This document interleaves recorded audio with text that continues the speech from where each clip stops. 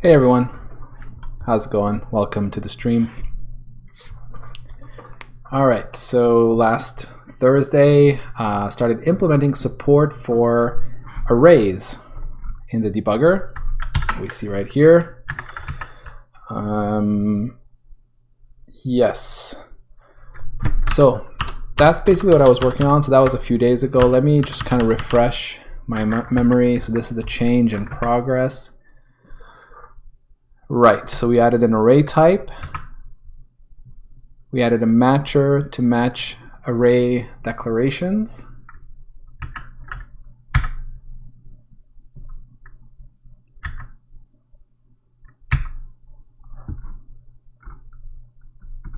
Yeah, okay.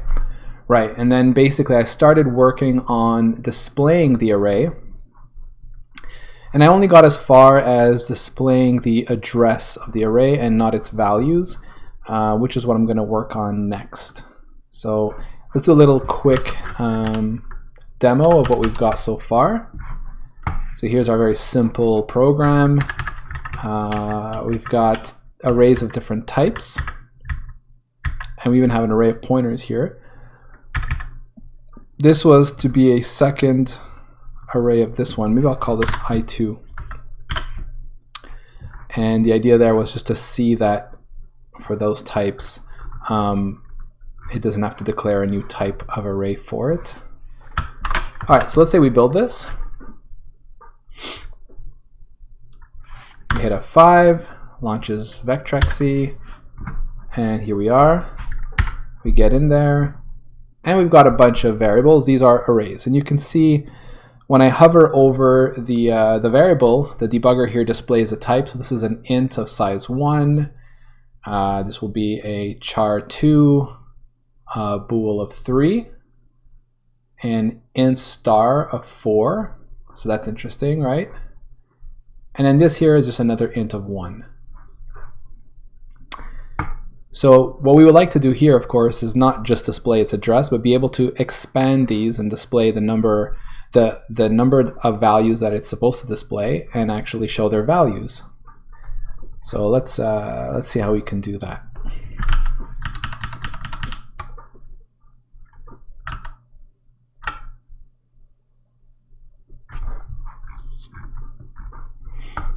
Right, so this is where we were.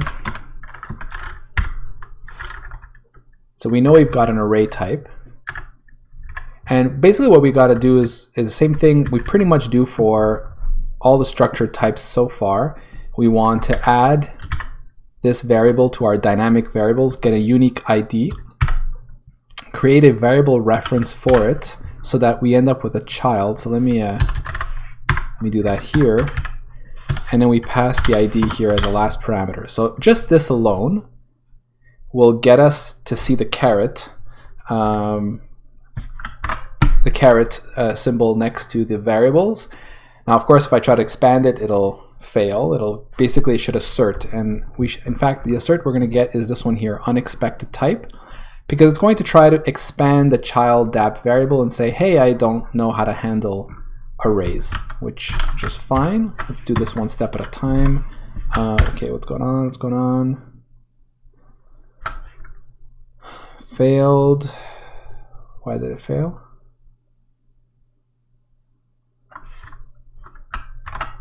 Oh, am I still running the debugger?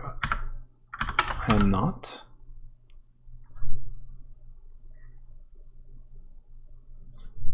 Oh, okay.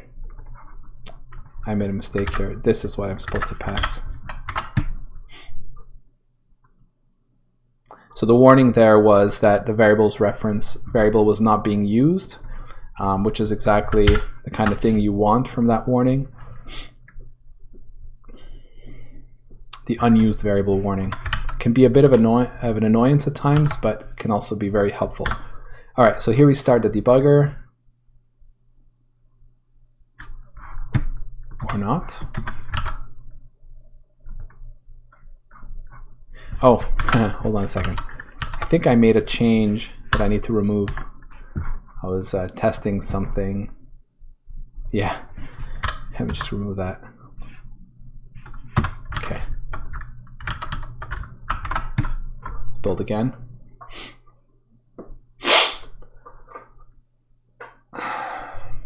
All right.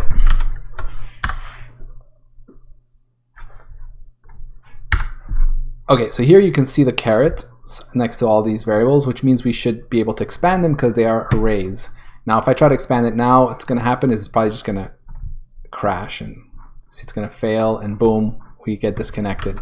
If I were actually to attach my debugger, why didn't it ask? Oh, did I remove the code to ask? I might have. Oh yeah, that's what happens when you mess around with the code. Okay, here we go.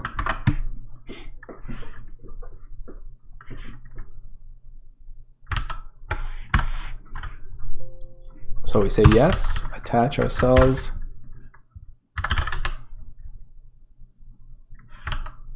Now we are attached. We step.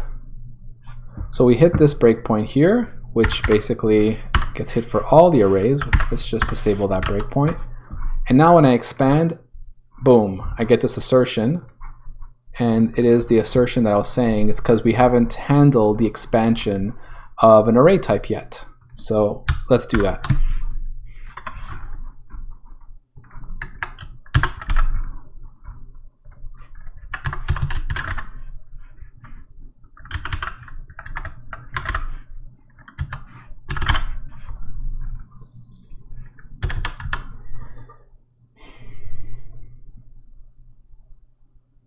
All right, so now when I expand an array, what I need to do is I'm going to want to create elements for each one of the elements of this array. So, oh, hold on a second, this should be parent var. So let's see if we can do this right.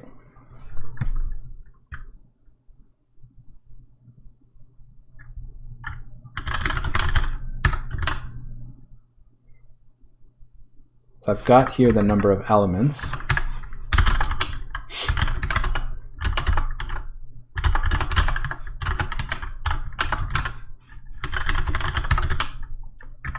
I've got the type of each element, so we're going to be using that. And don't need the name. So what we want to do, so it's actually somewhat similar to what we're doing here for structs, more than it is, let's say, for an indirect type here. What we want to do is we want to go through each one, and we want to create a child variable to display the dereferenced variables. So something like that.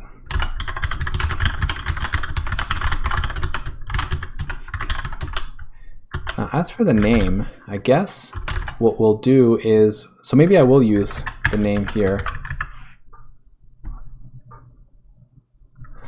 What will I put here? So this will be the name that gets displayed. So like, I guess we want to show the name of the parent variable.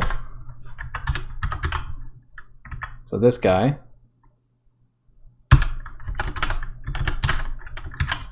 Something like, you know, the index value.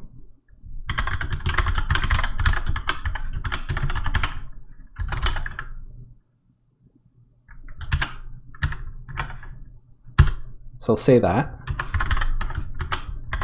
Now the type is this type here. So if it's an array of int, this array type will be, it's basically the type of elements. This is really the element type. So I'm actually considering renaming it to element type. You can see that the comment says that. So yeah, we create that.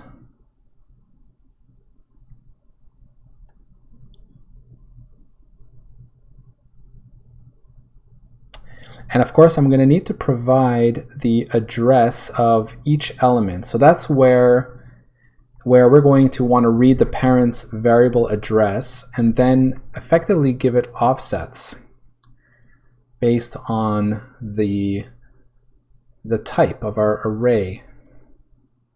Yeah. And actually, I don't actually have information about offsets, do I? I think about it. You know, what if there's padding and all that? So can I get I'm going to need to get that size from the type itself. Let me see. Yeah, I don't have anything like that.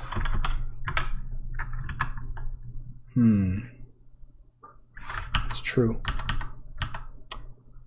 Maybe that would be actually really useful in this case. Because the only place I really know about size is when I'm dealing with primitive types here. I have byte size for enums. But see, I have byte size for primitive types. But what if it's not a primitive type?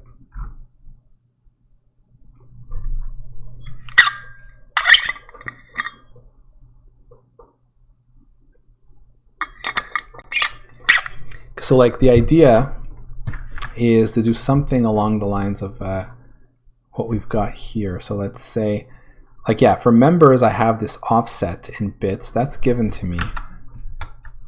But for arrays, we don't get any of that kind of information.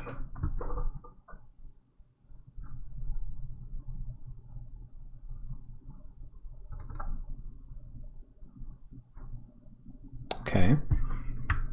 I suppose, yeah, so the idea there is we have to get it from the type. Now the thing is, I can't assume it's a primitive type because I might have an array of any kind of type. It can even be an array of arrays, it can be an array of structs or something like that. So I have to be able to ask the type ultimately for its size. So I think we're going to have to do something in our debug symbols for this.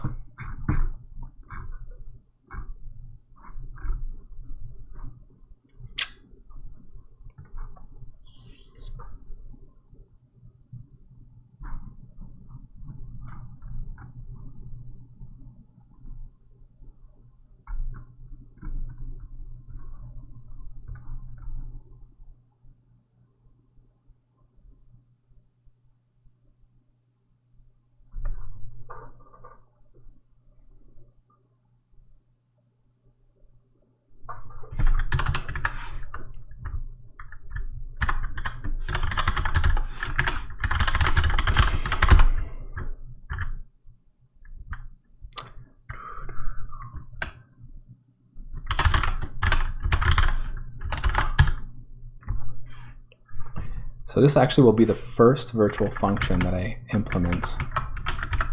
I have been thinking of making all of these private and starting to put accessors for everything. So maybe this will be the beginning of doing something like that. Now obviously we don't want to be asking for the size of an unresolved type. So here we'll just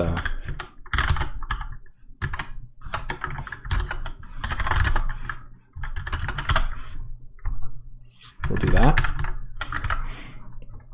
Now for primitive type, we actually have the byte size. So for now, we'll just do that, return byte size.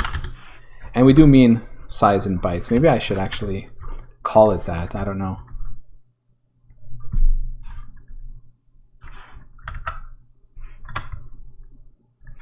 We'll see.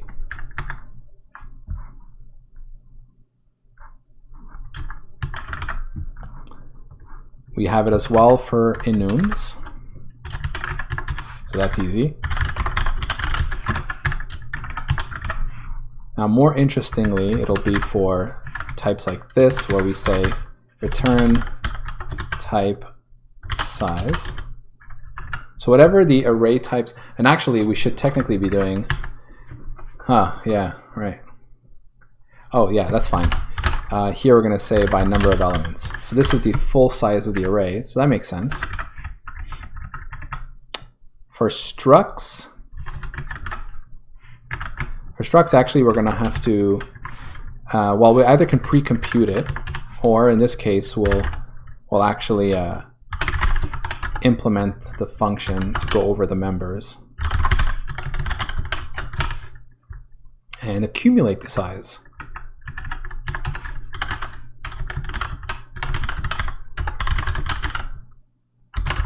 Mind you, wait, no, so this doesn't work because we actually have the information for the member, including the size in bits and the offset. So we have to do, yeah, so here we don't ask the members through their type for the size because of padding, right? So that's interesting.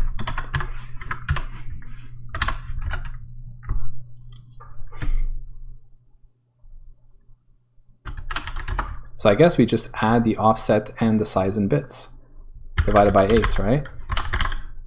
Or maybe we do the total size in bits first.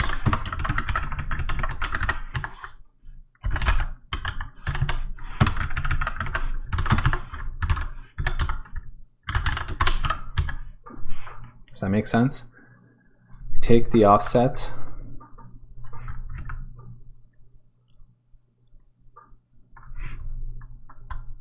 Yeah, that makes sense, I think.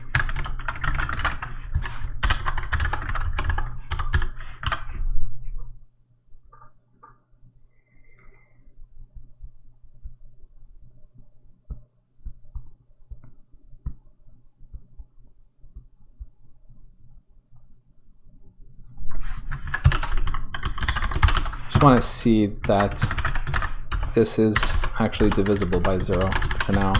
Because I got to think about what would happen if it's not. But I think all structs should be padded out to some multiple of a byte, so it should be okay.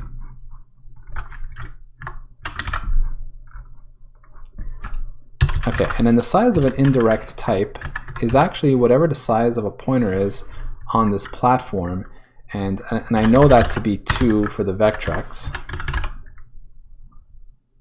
Indirect type is references and pointers. So I'm just going to make a note about that.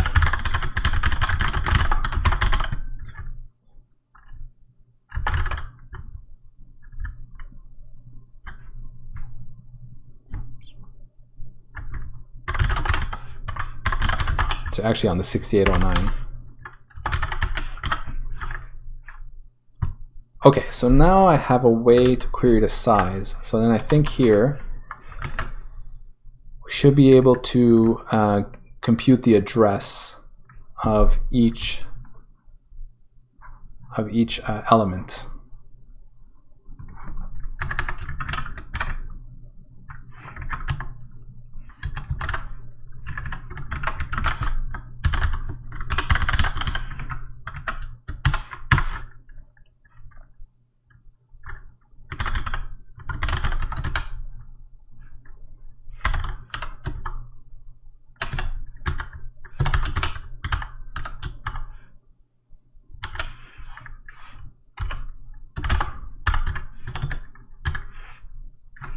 In fact, let's cache this value up here.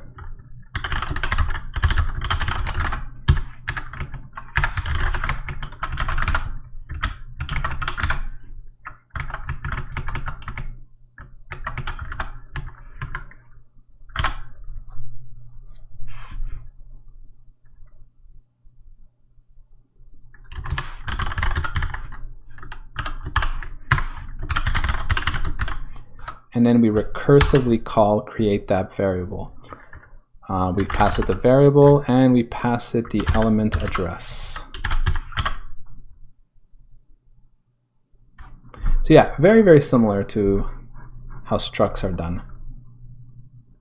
Which makes sense, because a struct is really just a collection of variables of different size, and an array is just a collection of variables of the same size. And of the same type, I should say. Okay, so let's see what we get with this.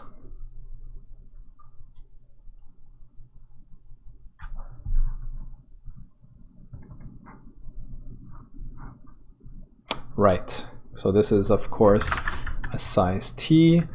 We want an address. So we're going to cast this guy. We're going to do a so what did I call it again?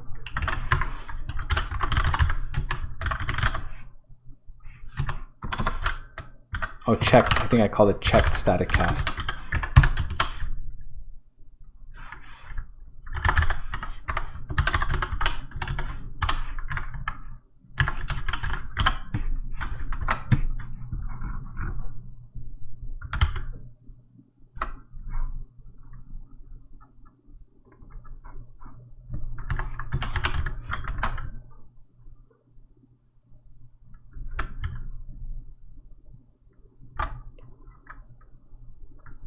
Okay, let me set a breakpoint in here because I'd like to see what this looks like when I debug it.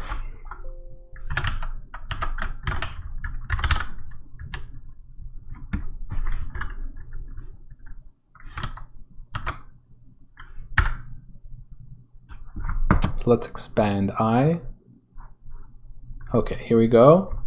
So here we're going to call primitive type size. We're going to get 1 byte, which is right for integers. I of 0, that looks good. The type should be an integer. I don't know if we're going to see it here. Yeah, format, I think so. We're going to grab our parent address, and we're going to add elem size times 1. That looks like it makes sense. CBE7, so that's a stack variable for sure. And there's only one actually, so let's see what that looks like. Well, that looks like a variable. Now it looks, I don't know what the value should be. We're gonna have to write into them. So let me just remove these breakpoints now, or disable this breakpoint here, and let's just expand. So we go 2, we got 3 here, and this is interesting here. We've got pointers, and 4 pointers here, each one that expands on its own. So that's an int, that's an int star, and that's an int star of 4. Very nice. Cool. All right, so let's just make sure that, you know, the math works out here. Let's put some values in there.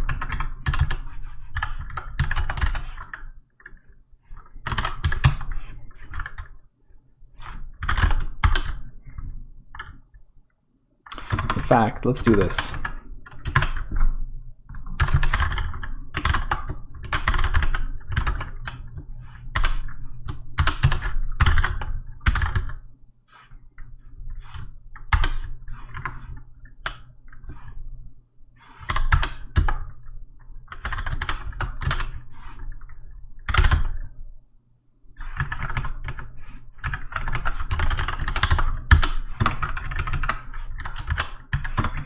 I think that's how, oh no, it's like this. I always forget the syntax. I think it's something weird like this in order to match arrays, yeah. And then we'll say for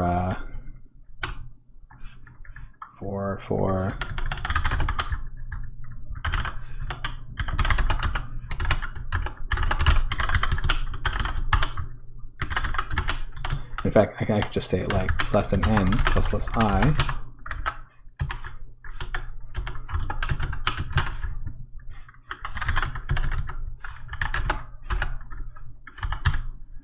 So for now, I'm just going to fill them up with like consecutive, like a sequence of consecutive integers. So that should allow me to do this: fill of I, fill of C, fill of B, which of course now is going to be setting integers into B, which is all right. Let's do that.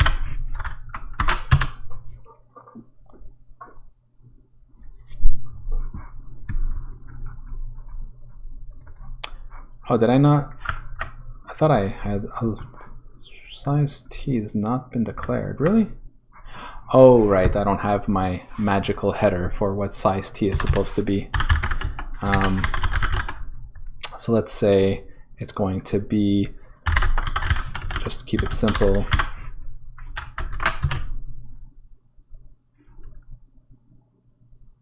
All right, cool.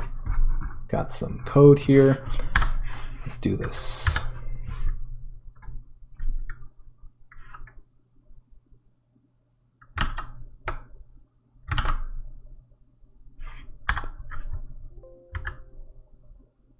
Okay, for some reason, Debugger is not working.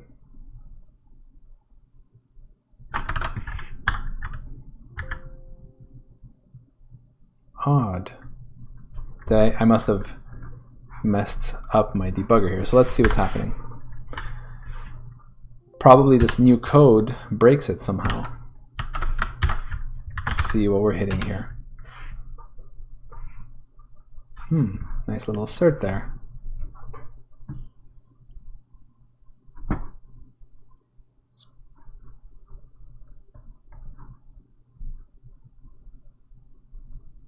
Okay, so it's during my resolving of types.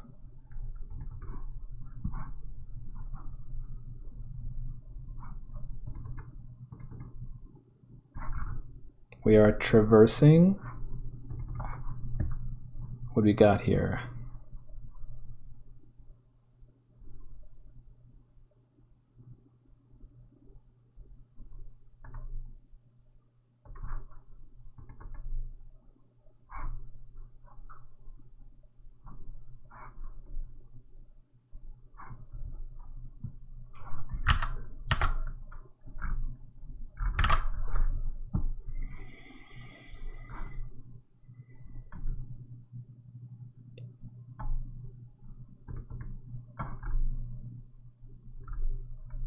So we're calling try resolve.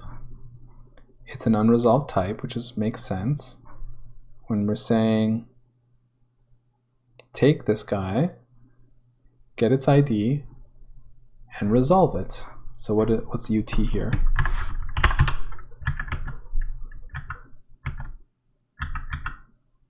ID is 25.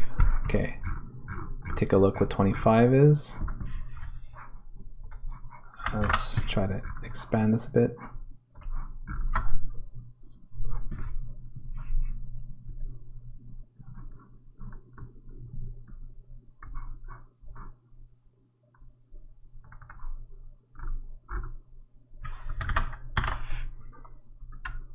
Oh, it's my size T. Aha. Okay, I guess I don't support type defs correctly just yet. That's why. Ah, yeah. Okay. Fair enough, fair enough. Haven't done type defs yet. Let's add support for type defs.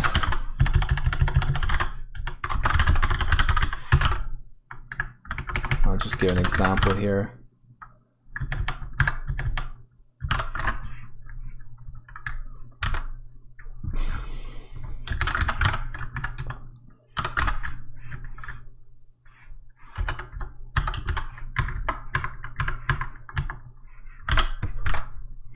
All right, no problem. Let's just get rid of the type def. Here, we were down here. So wherever we see size T, we'll just put an int.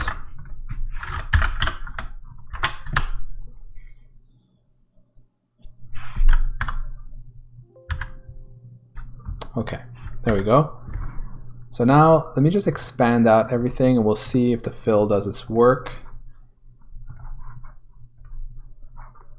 All right, so let's fill up the first one. That should just put a 0 in there.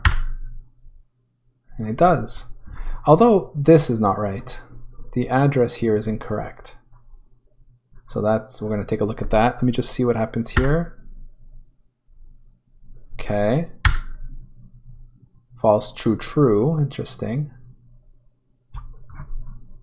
Interesting though that this said true, true. It should have put 0, 1, and then 2 in there.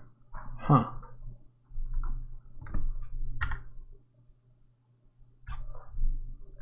Oh, I didn't do PI.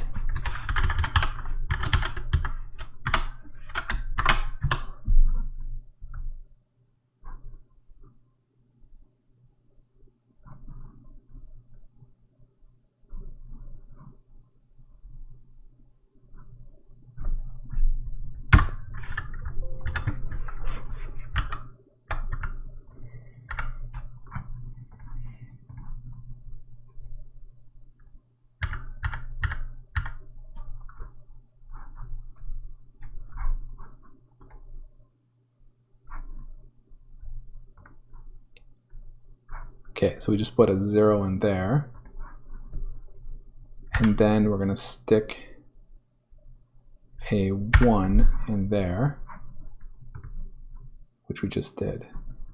Yeah, really funny that it does that. Now B was weird. B is our bool.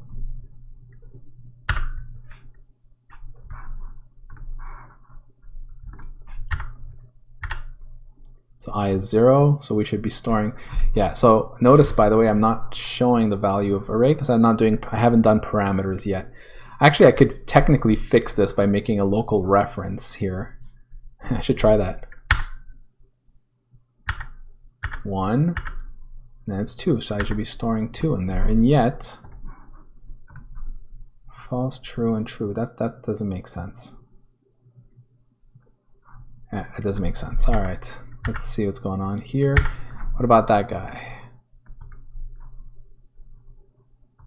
Oh, okay, you know what? It did not like that. When I tried to compile filling pi, it did not like it. Probably because, let's see, something to do with trying to fill this pointer array.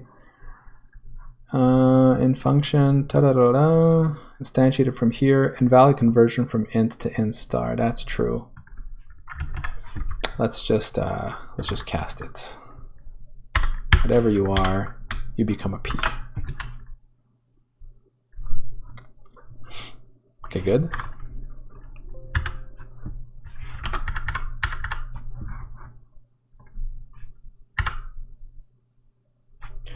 Oh, here we do see that it's correctly writing those. Surprised about this one.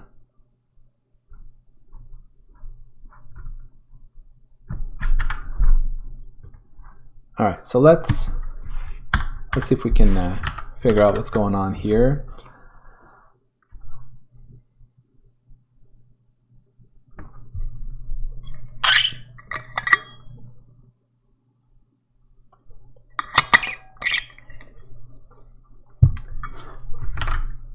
Okay, so let me attach myself here.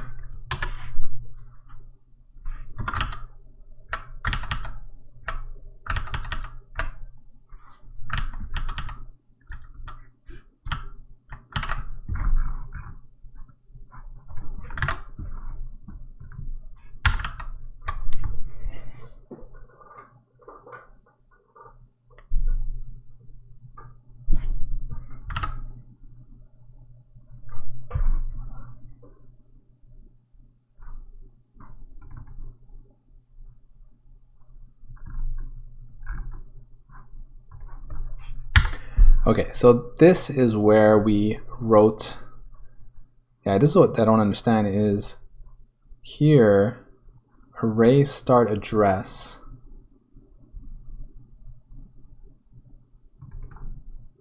Oh, right. Yeah, okay.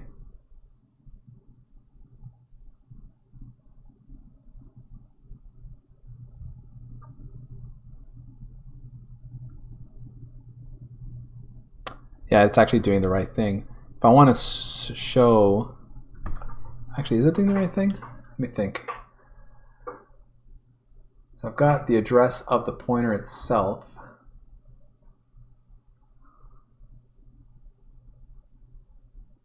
Okay, so variable address is the address of my array, which is itself can be thought of as a pointer. Right now it's got it's pointing to garbage. Then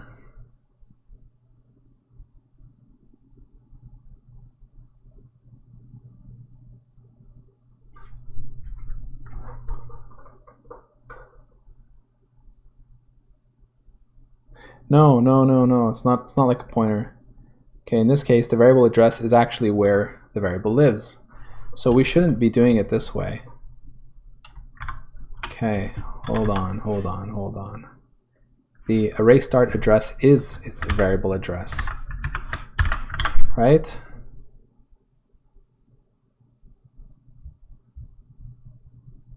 Yes.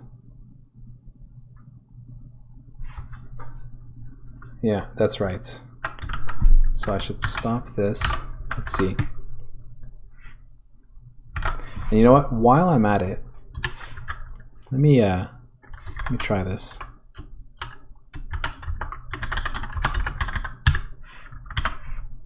Just want to add this in there.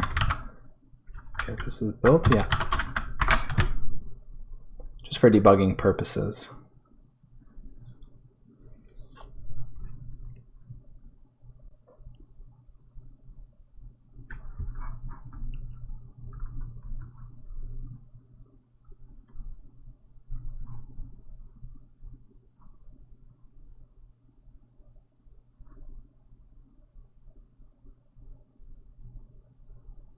Oh, I see. The decay type of ARR. Can I, like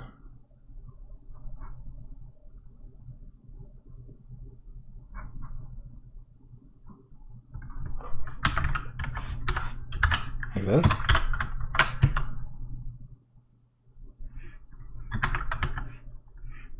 I don't even know how to declare this reference.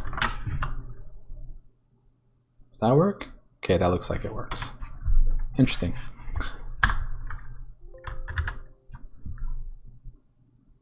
It doesn't like it. Probably messed up the... Okay, let me just remove that. We'll get back to that.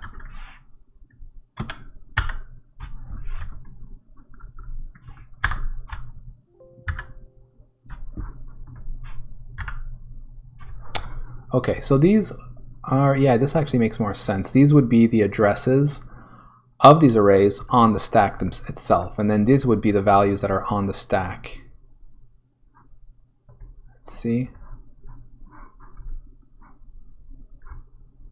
CBD9, CBDA, CBE2, CBE5, and they are in reverse.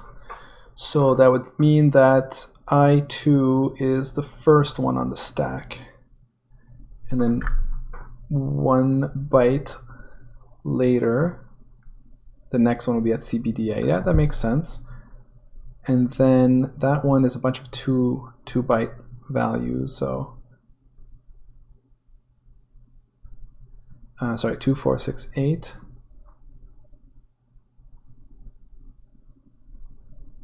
I think that makes sense. All right, anyways, let's see. Okay, that one still bothers me. But now at least these values, this is not changing, which makes more sense. Let's find out what's going on with our Boolean. That's gonna be a bit more challenging. How do I, okay, you know what? We're just gonna simplify this. We're just gonna remove everything but the bool.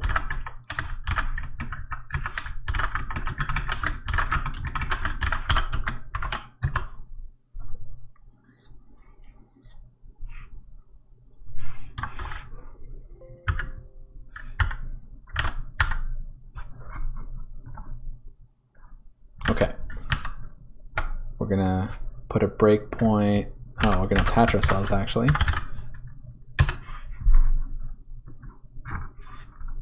All right, here we go.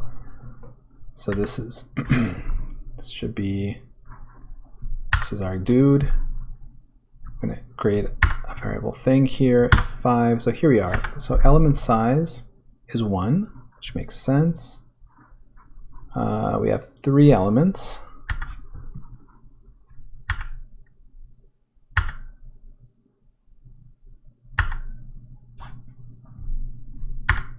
All right, so the first one's at CBE5, the next one should be at CBE6, and the next one at CBE7. And now what we're going to do is we're going to put a breakpoint in the read prim, because I'd like to see, in fact, no, in the enum, because this will be treated as an enumerator.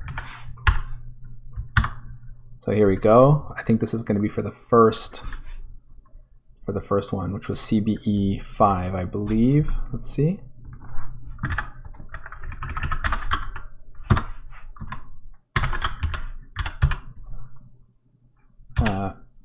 Oh, CBE7, interesting. CBE7, so what, does it expand in reverse order? Anyway, that's the one that's being requested. So this is the one that I believe should have the value 2 in it.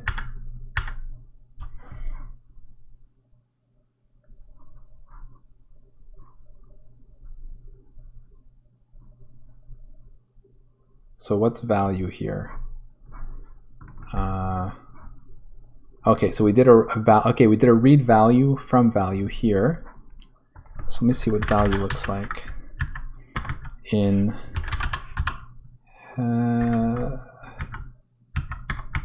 wait, value of 8. Oh yeah, it's got 1 there.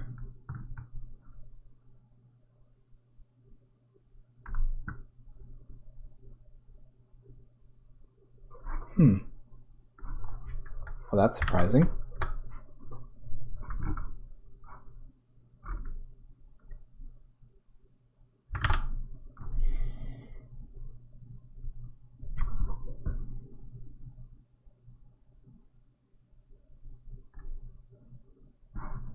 It really does say 1.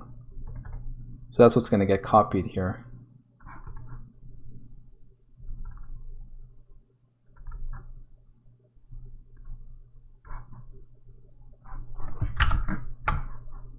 Okay, let me take a little step back here.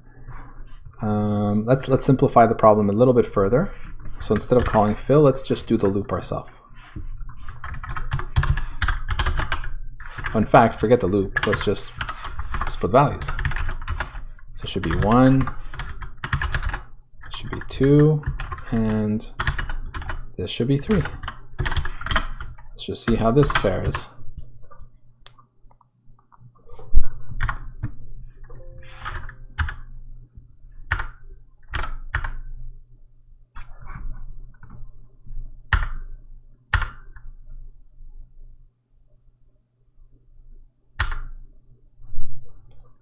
So you know what I'm thinking? I'm thinking the compiler is deciding to put 1. That's what's happening here.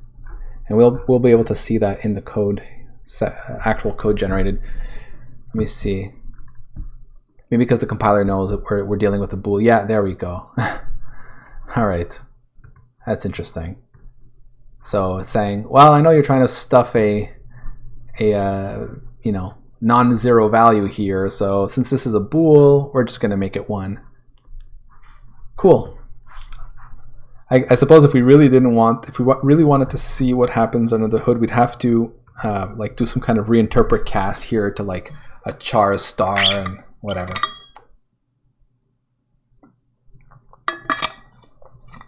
We could force it basically with some aliasing, but at least now we understand what's going on here. So there's no bug involved with fill, and in fact, what I should have been doing is this. But look, if I put any value here, it doesn't really matter. It's going to generate 0, 1, 1 here. Or it should do. Maybe it's too big. Yeah, it's too large. Okay. It's a bit too ambitious there. So yeah, let's see. Well, clear is a 0. And then we load 1 and 1 into B. And then we store that. So, okay.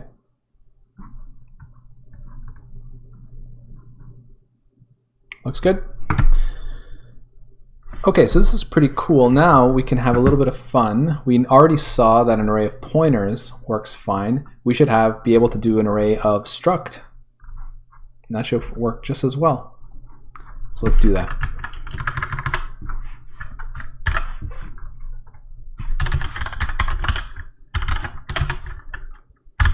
And let's say, since we know we have forward declaration support, let's have a little fun there.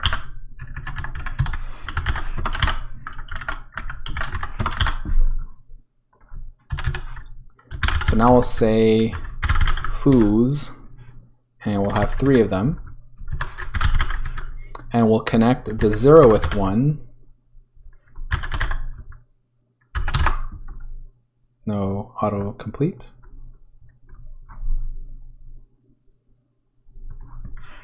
Oh, dot, there we go. We'll say v equals to 0.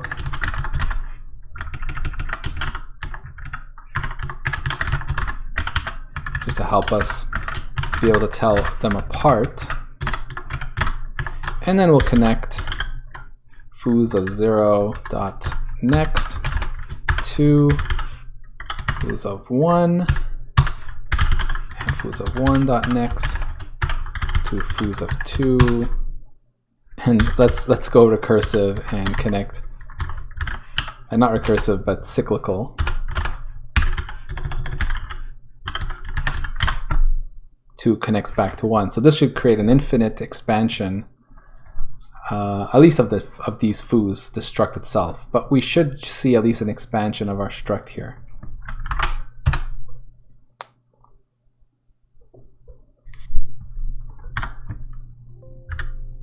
Cool.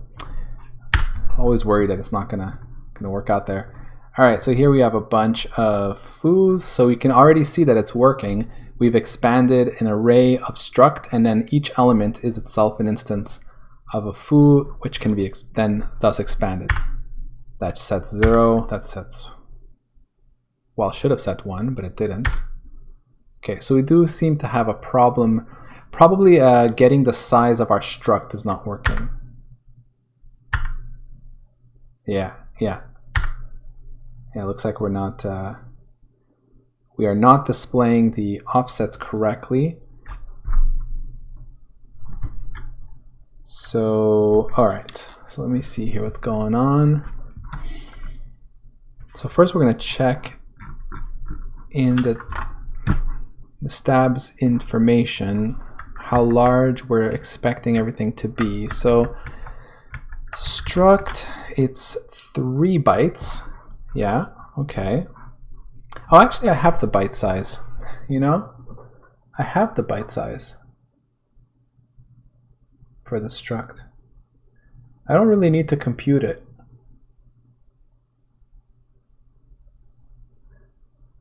So, okay, so I will just use that, but just to understand why this didn't work, I'd like to see. So next is a pointer. And what is this again? This is the, for structs, I think it's the bit size.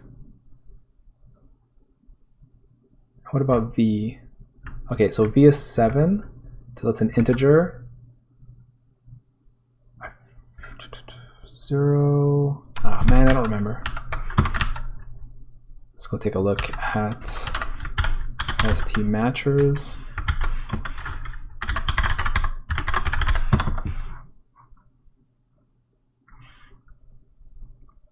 Yeah, so I do have the total byte size here.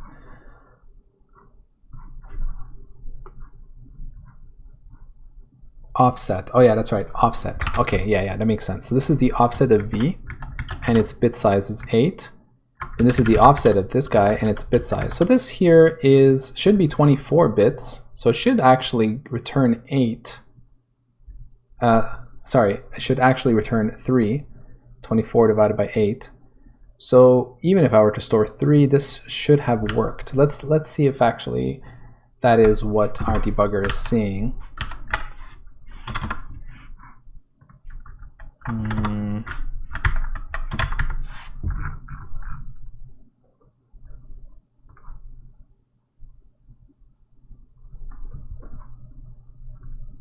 Yeah.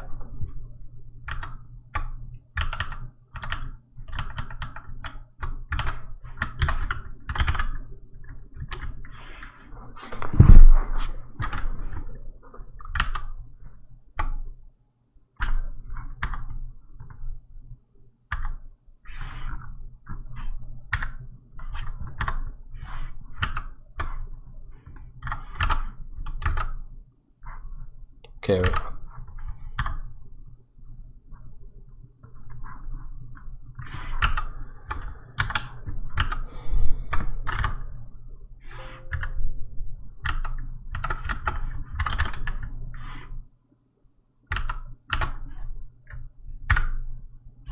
Okay.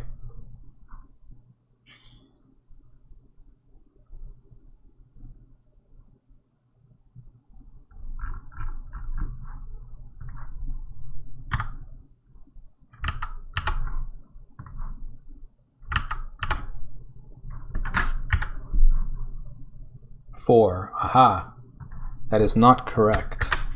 So let's see what happened here. Total size, offset 0, 8.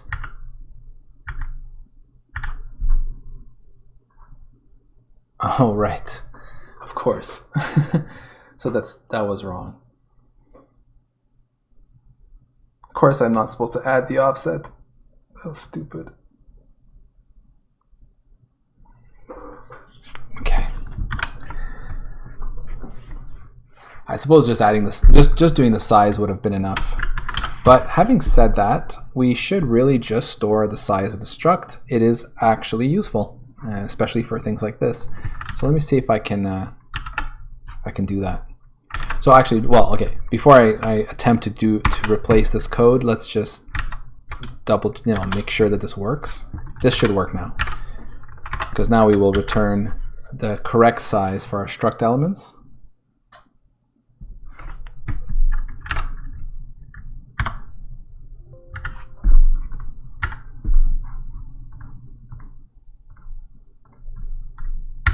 So now we should see, yep, there we go, 1, 2, and we will make these point to each other. And technically speaking, like if I expand this one, it should be the same as foo's of 1. And it is. See v1 with the same next pointer. And then this, of course, will be foo's of 2. So there's 2. And then if I come down here, if I expand this one, it should be the same as this first one. So it should be 0. And of course, this just goes on infinitely because. So there we go. Awesome. So that works. But let's get this, and then also we'll optimize this function if we know the size ahead of time. So let's just see what that would be.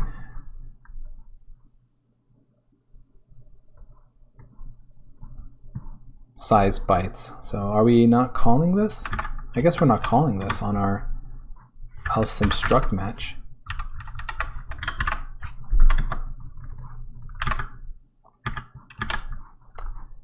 Yeah, we're not.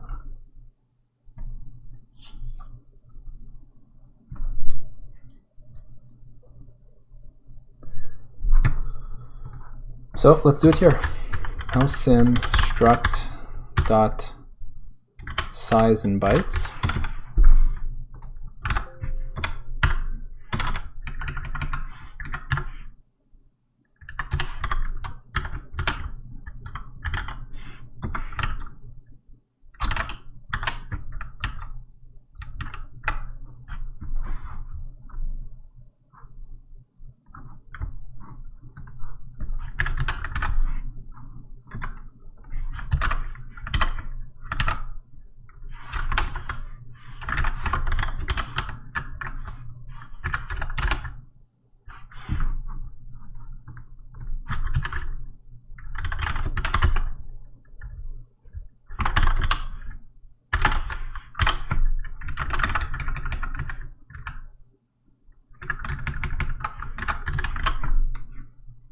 All right, so now we're storing the byte size directly from the struct. I need to add this field to add struct type here.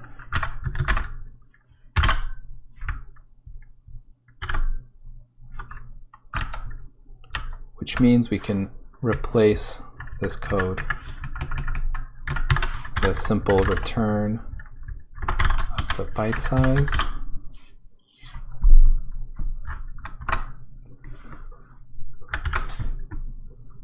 In fact, I do think this is necessary because if there's padding at the after the last member, I wouldn't have been able to compute that correctly. So that's why we need to store the size from the struct itself. Granted, on this platform, or at least with this compiler, I think it's been tuned so that there's 0 padding that's introduced. But still, to be correct, this is what we want to do.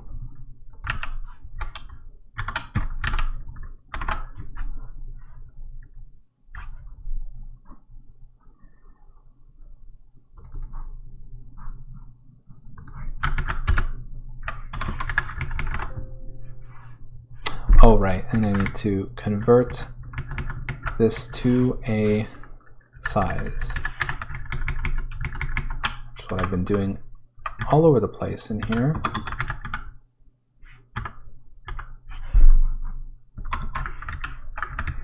I see I'm not super consistent here.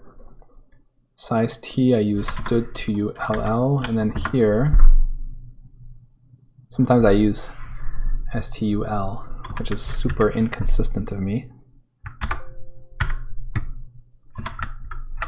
What I'll do, I'll just give myself a little function here.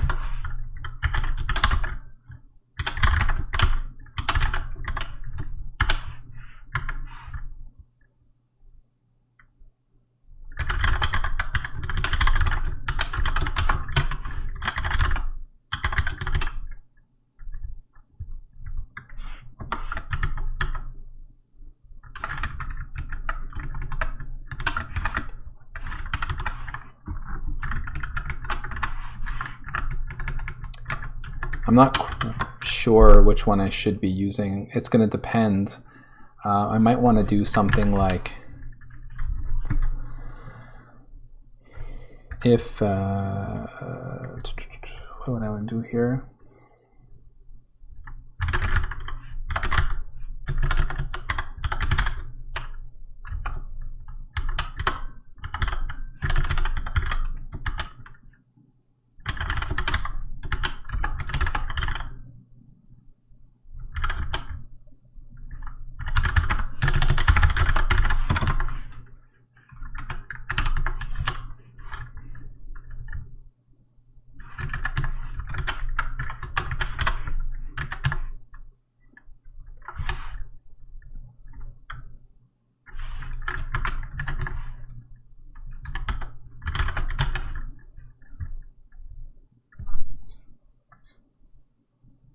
And I can't do the static assert thing if it's not matched.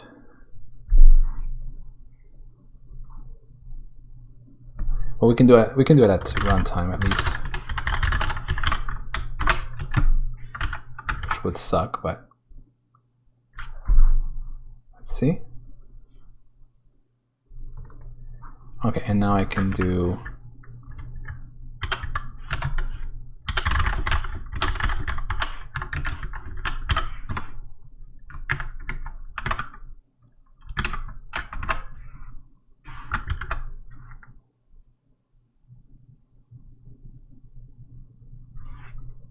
Good.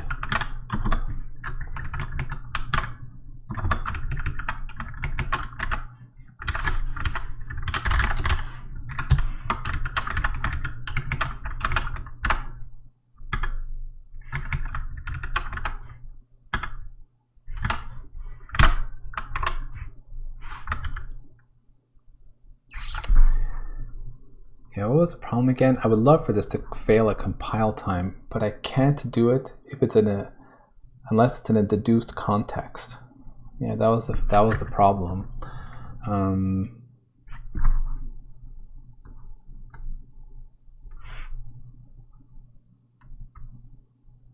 Yes, because see, size T is actually unsized long, so this should be false.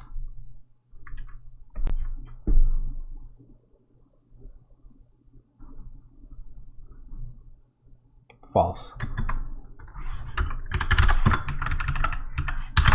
But it's probably not that on 32-bit, which is why I need something like this.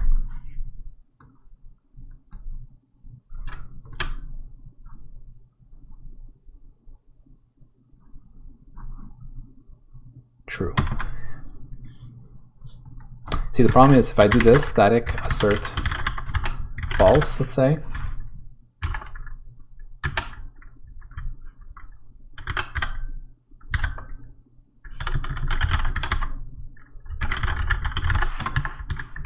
what's going to happen here is that this static assert will always fail because the compiler has to compile all branches of the if const expr. See, and this is true right now. So what was the trick? There was a trick to this, and I've done it already. Let me check my code here.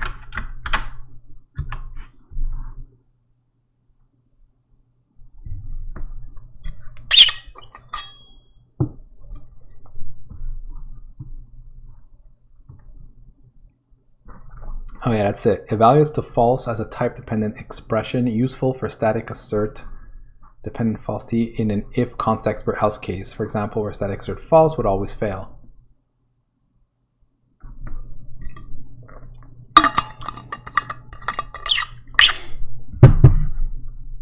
So if I just look for this, I should have an example, hopefully. Yeah, here we go. Yeah, this is a good example of where I do it. Basically, by adding this extra little template that will actually evaluate to false, but because it's like the compiler needs to take an extra step to evaluate it, then when it evaluates this if const expert, it'll say, oh, this should actually be false.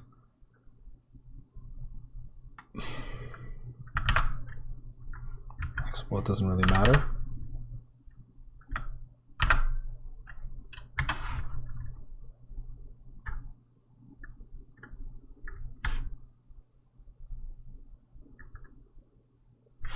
Why did I actually add that type? It doesn't really matter. We could put anything here. Let's see.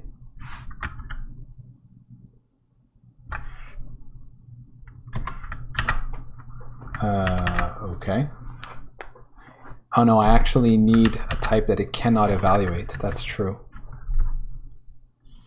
That's annoying.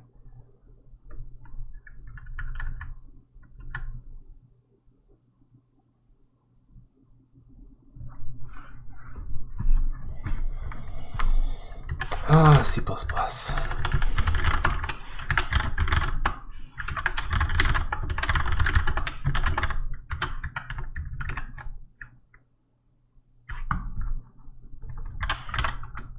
Now it's going to tell me that it can't deduce type T.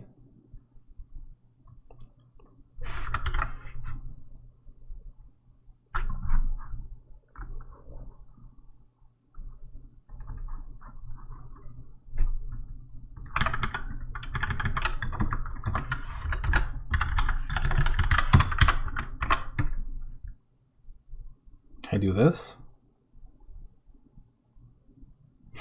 Okay, that actually works. All right, so it's a trick, basically. The compiler will evaluate both, but in this case, it's not going to do the extra step of evaluating what value is here. But it will do if this isn't true. So like if I do that, now it'll actually fail. You see, and it'll say size T case missing.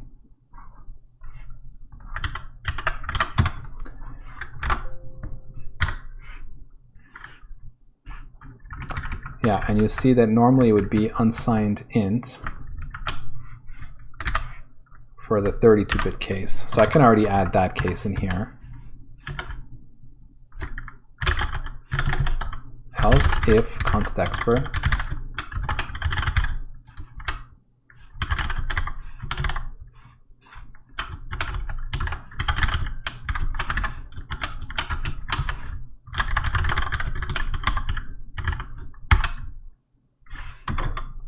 I guess I shouldn't use this, I should use, is there an STUI?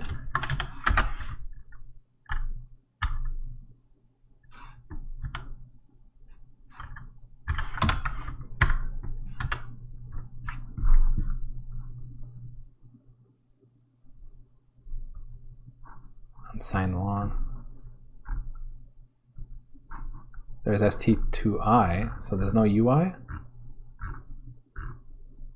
That's just annoying.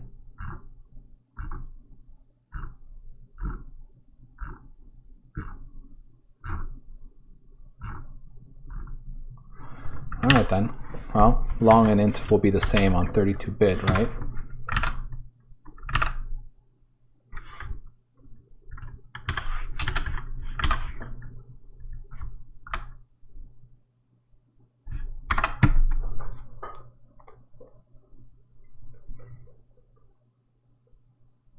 All right. Enough messing around with this. Just double check this is still working.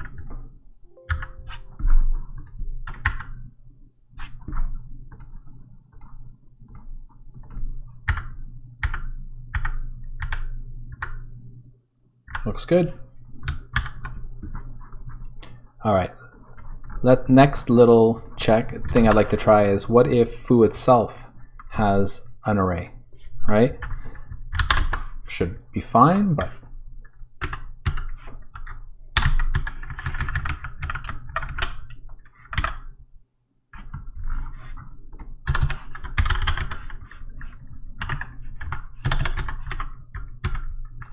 yeah, let's call our fill function on it.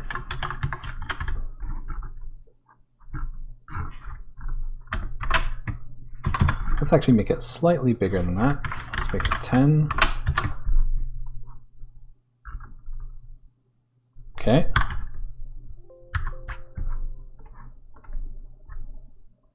Oh, broke something. What's the problem with this?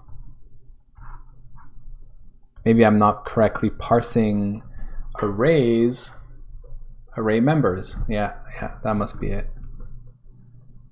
Because array is a new type, so usual thing here. Let's go see.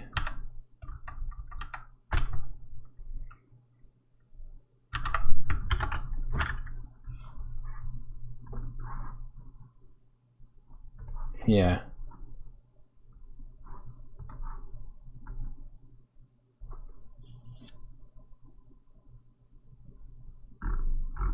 It's actually here, up there.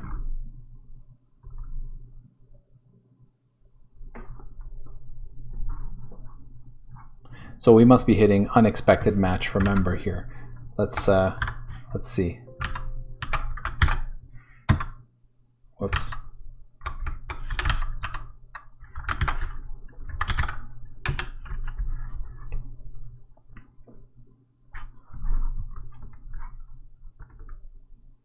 Yep. So we have a member. It is this array type here, and we need to. So this of course, I've talked about this before. I need to refactor my parser so that it's recursive in nature, so that it can do matching of structured data types in the same way that I'm recursing over these types when I'm displaying them in the debugger. So right now I'm not doing that. So far I've been manually duplicating my code. So here I have code to match a pointer in a struct, just like I have one to match a regular pointer. So yeah, and now I would be forced to add a matcher here for arrays when I already have an array matcher, which is this.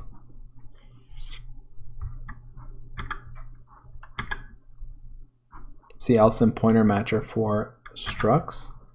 In fact, right now I have 3 places where I match pointers. When it's just a regular pointer local variable, when it is a pointer in an array, when it is a pointer as a data member, and now I have the problem of an array as a data member, and that's actually pretty complicated to duplicate, because I would have to put all this.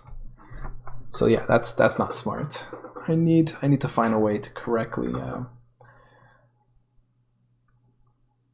I need to refactor this code so that I can do that.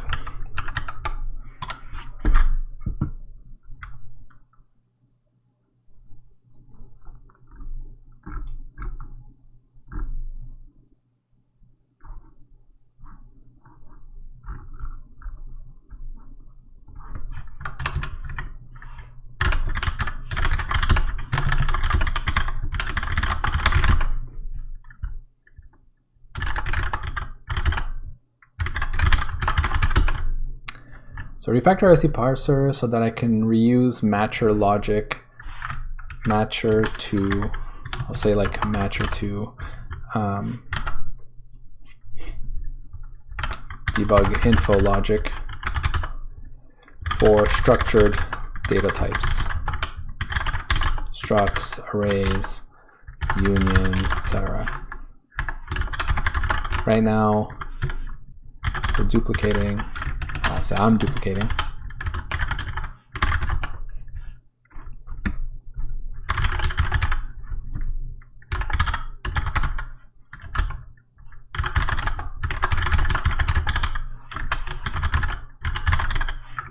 pointers, pointer matching left for when pointers are local vars,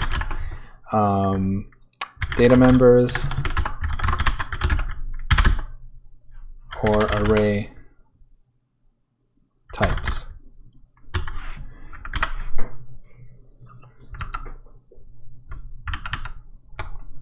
All right, so I'm not going to handle that now, which is a bit of a shame because it means I can't test this case.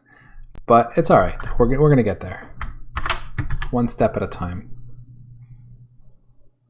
I am going to say one thing that that I am realizing the more I work on this is that I desperately need to write some unit tests or some kind of tests, because right now I have none. And there's a lot of intertwining logic here in this debugger, a lot of things that depend on each other. And every time I work on something, I potentially break something else and I have no way of knowing it. And my current testing strategy is I debug a simple application that I happen to be working on right now. So of course I'm not testing every other case that came before.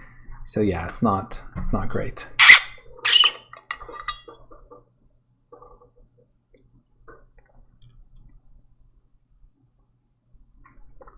So yeah, I'm going to think about how I want to write my unit tests for this, and maybe we'll tackle that in a future stream.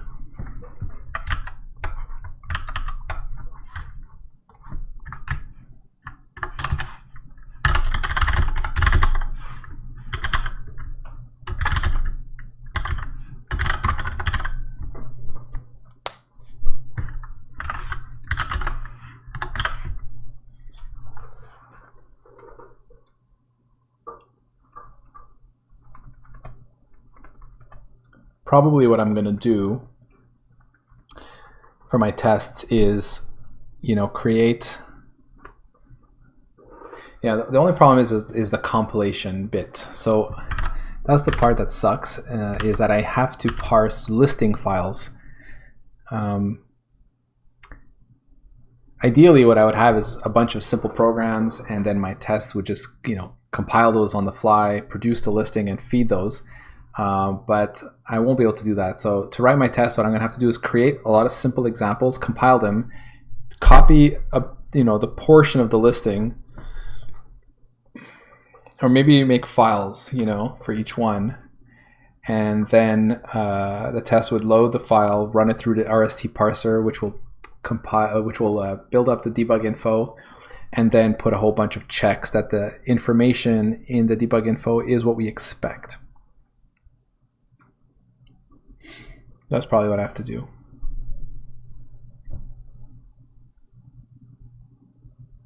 Since these are, kind of long. And I don't really feel like copy pasting portions of it. So I think that would be crappy.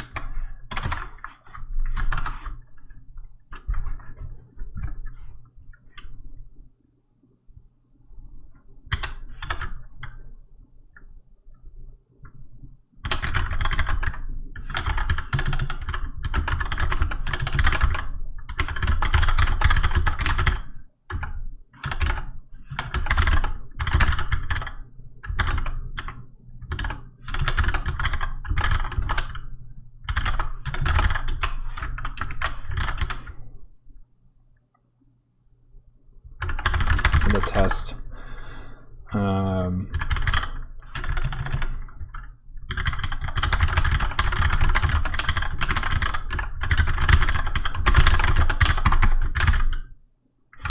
I keep calling it debug info because that's what I should be calling it. It's called debug symbols right now.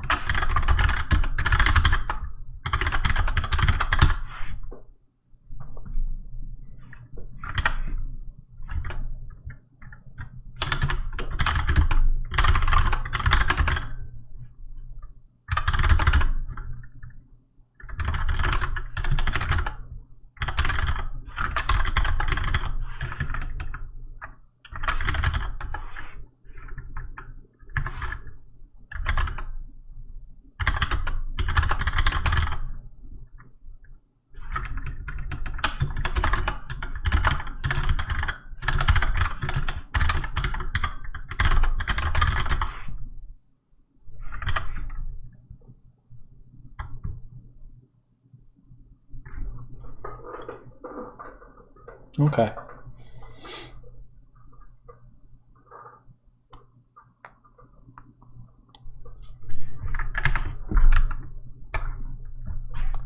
Okay, so I think what we have now is probably good enough to check in as a first pass.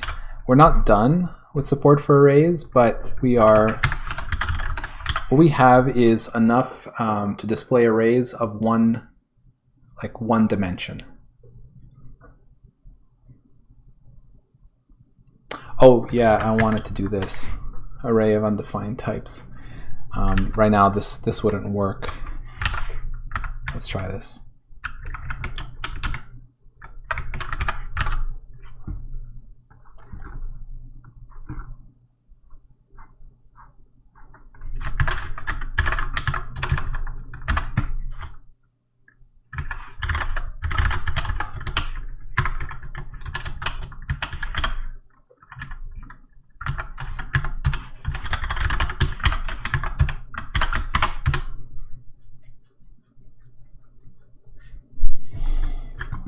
So see right here, we have a forward declared type, and we do not.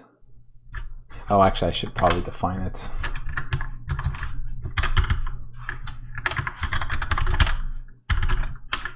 The whole point is to see that the debugger would show its values.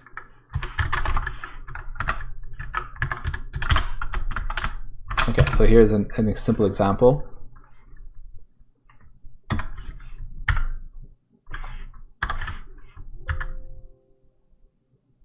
And we are crashing, or not crashing, but hey Brahim, how you doing, man?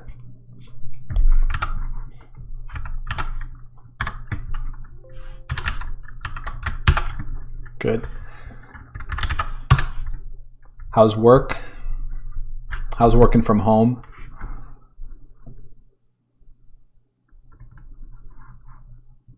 Okay, so it's because I don't have a resolver for this type,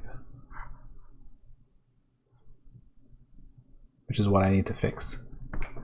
Same but progressing, meeting soon. Cool, cool.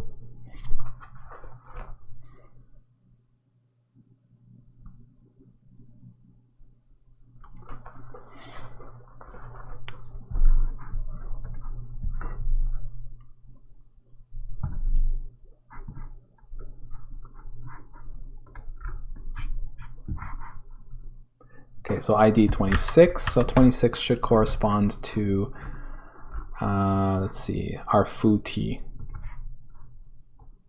Yeah, so that's the problem. See, it's saying, hey, I don't know what foo is here. Some type that's forward declared, and I'm being asked to resolve it. Let me see here.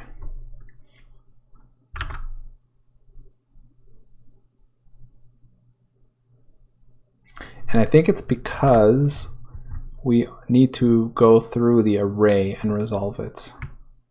This here. Let me make sure.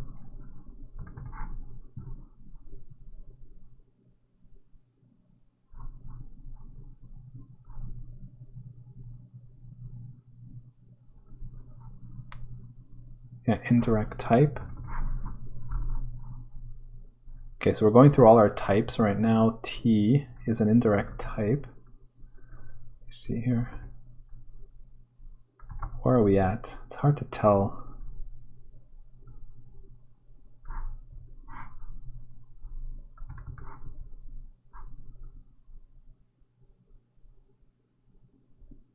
Right, so I think we're trying to resolve this value right here, which is A.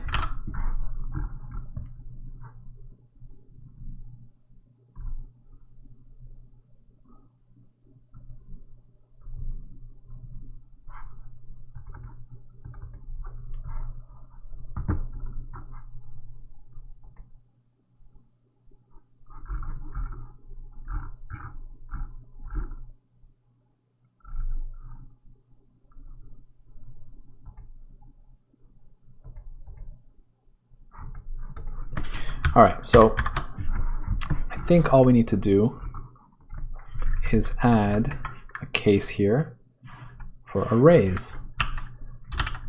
So I've got indirect, I got struct type. Where did I stick arrays? Was it in between these two? Yeah.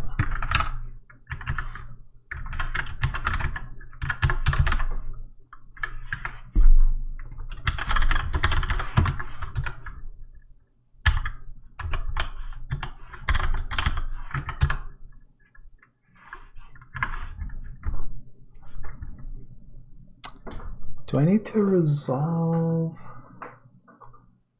Yeah, I suppose that'd be kind of dumb though, right? I suppose, yeah, I end up adding an unresolved type for each element of my array, I think. Yeah. Let's see what that looks like. Hopefully I can debug this.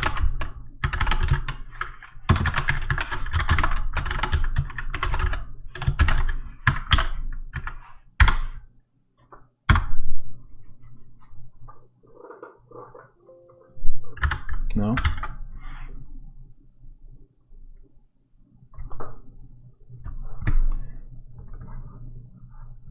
Oh, right.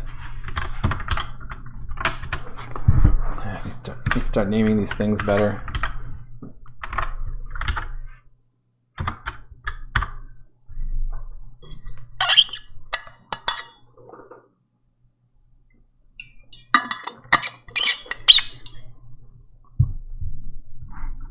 Oh, I don't even get there.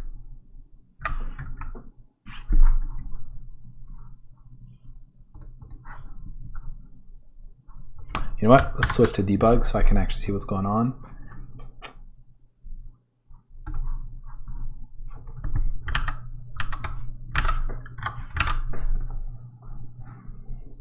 So I've got main, I've got foo type 26, which is a cross-reference to foo. Then I've got an array.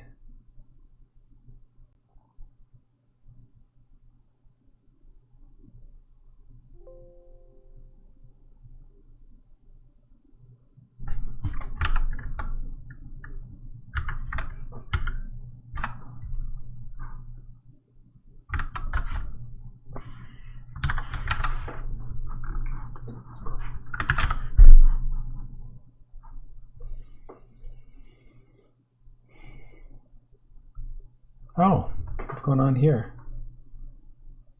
Oh yeah, okay. Gotta generate my cache for my debug build. CMake stuff.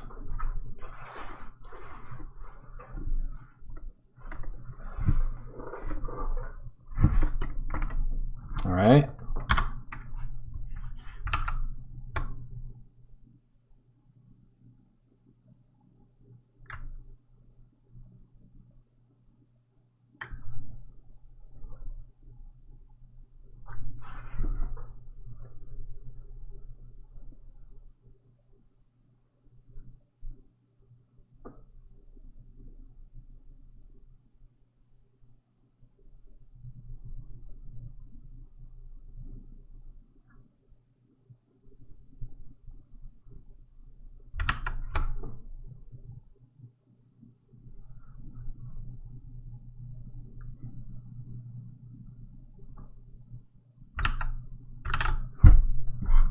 All right. Actually, before I look at this, let me see if we're actually parsing this as a array correctly. So first we've got this forward declare.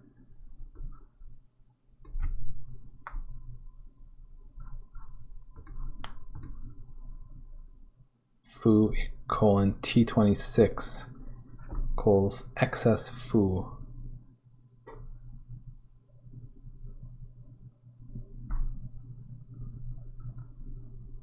Oh, you know what? It seems that the problem is that it doesn't see foo at all in this program. And that's probably because we're not using it. So yeah.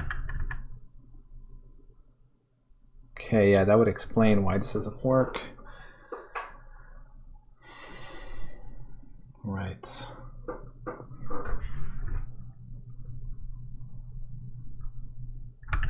I'd have to like, you know, do something else, like a function like this.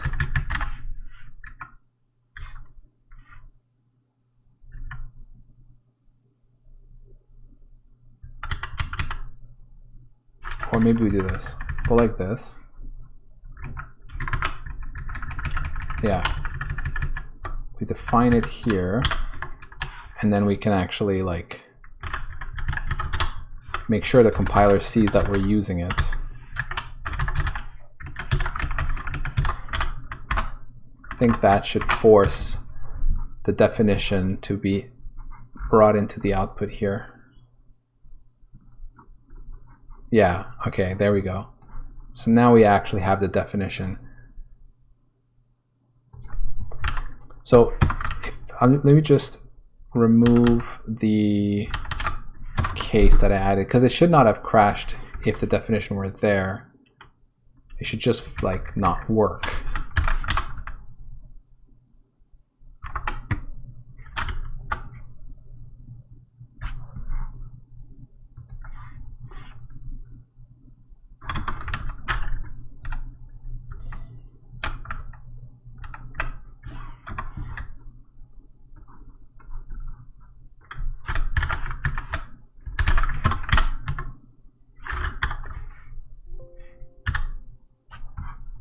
Yeah, there we go. So now it's not crashing, but you can see that A is not showing up because at this point I haven't added the support for it. So yeah, there is a bit of a problem. If we try to load data types we don't know, my resolve is going to go nuts because it's never going to find the type. Yeah, interesting. For instance, if I remove this, it still shows up, but if I move this below main, it's like as if it wasn't there. See, the struct type should disappear or not. Oh, interesting. So it was really because it was like local to my function. So maybe that's because this here does not mean that struct foo is declared in the global scope. Could that be why? What if I move this into the function scope? Okay, there it is.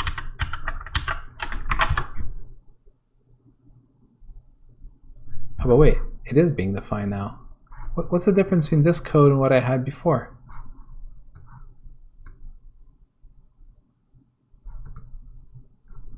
Oh, no, wait, sorry, I'm getting confused. Foo is not being defined.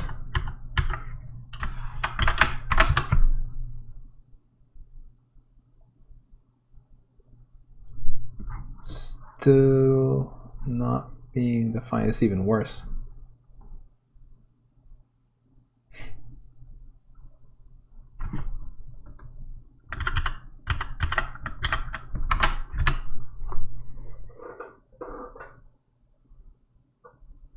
Wow, that's super weird. So if I move it out, then it says, okay, well, I don't know what foo is. It's some forward declared reference. If I move it in below, then the stabs info doesn't define foo at all. Oh, okay, maybe it defines it up here. Oh yeah, there it is. All right, okay, I just wasn't seeing it. So this would work. Yeah, so I think what was happening here is just that when it's local to the function, it's expecting a local type.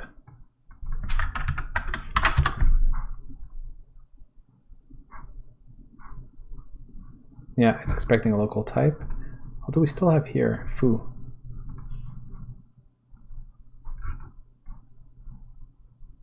Yeah, two different things. This foo on the outside is not considered to be the same type as the one I declared here. Can I do this?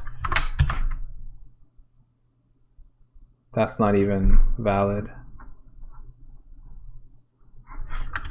Funky. So this is the kind of thing that wouldn't really happen in the real world, quote unquote, I think. Because I mean, if you were to declare this local and create an array of it, this wouldn't be useful. You'd have to have a definition for this for it to be useful. So it's not really something that would happen. And if you move this out, now it does become a forward declare that gets defined below. So that's the case that, you know, what we expect. It's a pointer to type 25, and type 25 is my foo over here. So this is good. So this is more real world. So really I was just exercising a case that's not unlikely to happen. Having said that though, it would be nice if my thing didn't crash like it does. So definitely something to try and fix at some point. In effect, it's having forward declared types that are never defined. Like I could just remove this. Just this is enough to crash. Even just like a simple pointer should be enough to crash my my debugger. See? There we go. So let me make a note to fix that. I have to basically detect it and not crash, just like let it move on and ignore the type.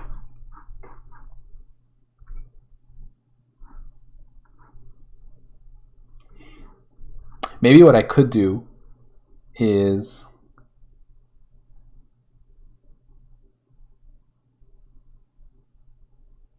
like maybe for types that I don't know, I could create an indirect type to void, you know, something like that. So this way, at least we display the address and not nothing. Or I could have a type, well, maybe I could do, maybe I could allow undefined types. And then the debugger can have a case for that and say, well, it's undefined. So I'll just, we'll say it's undefined, like unknown type or undefined type. Originally, I was thinking I would not even let it escape the parsing phase and get to the debugger.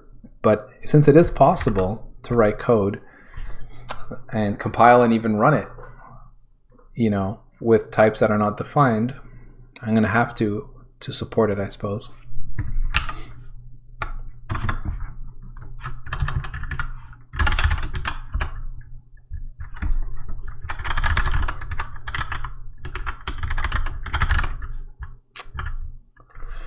When a type remains undefined.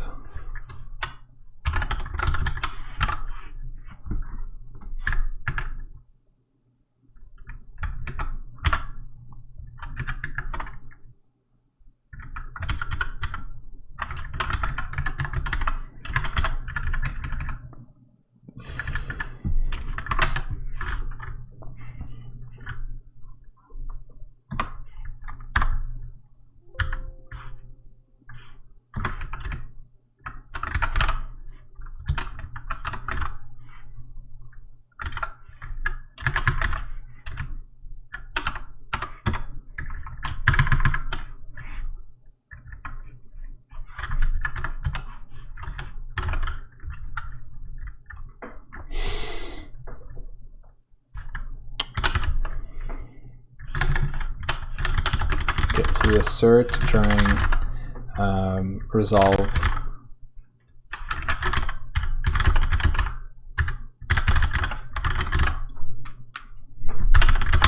Need to handle when types never get resolved.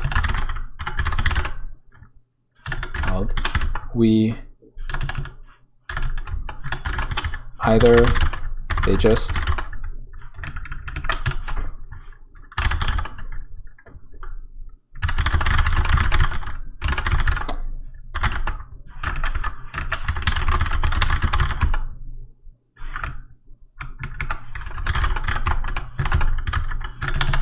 So if we remove the type from debug info, then variables of this type won't be displayed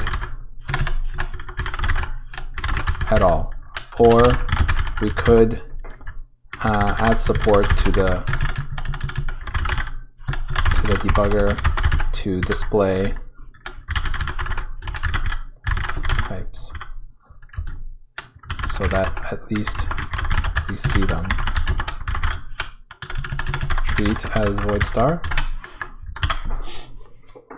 Okay. So much of programming is just writing out what you're going to do next and thinking long term. There's really so much to take care of.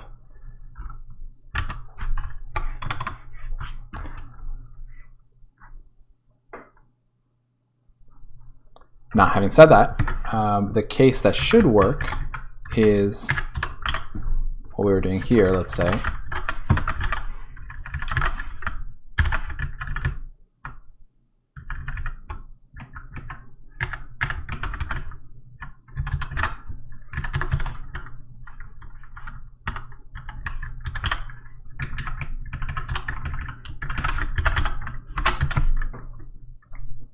All right.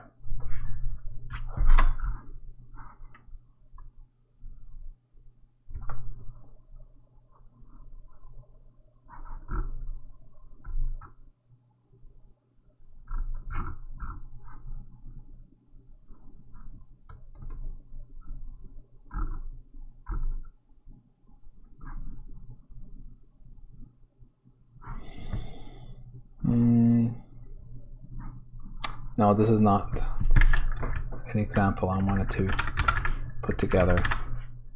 Let's do it like this. Actually, I don't know if I can put this together. Let me see.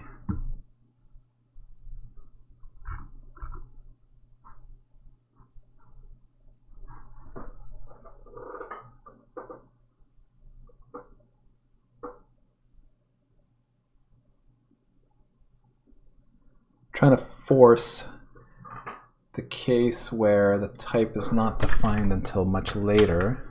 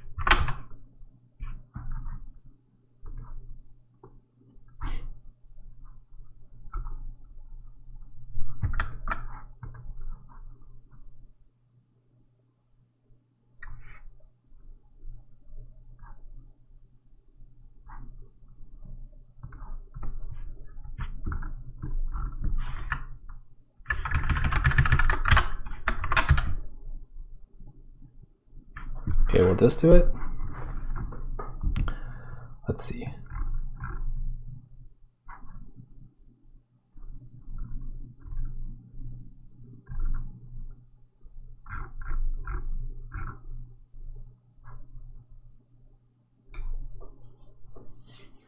Yeah, this is still not doing it for me.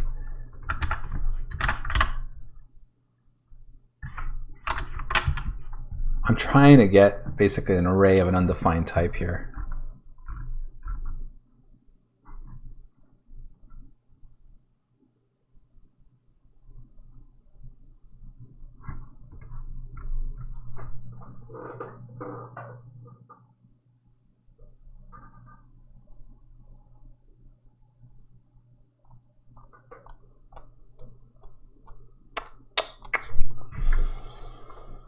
All right, what am I trying to do?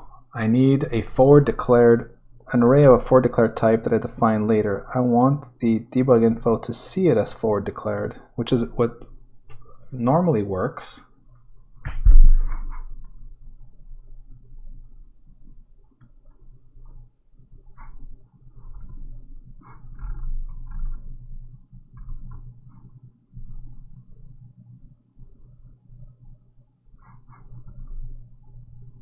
But somehow the debug info is actually doing the right thing here, declaring the type foo at the top here, and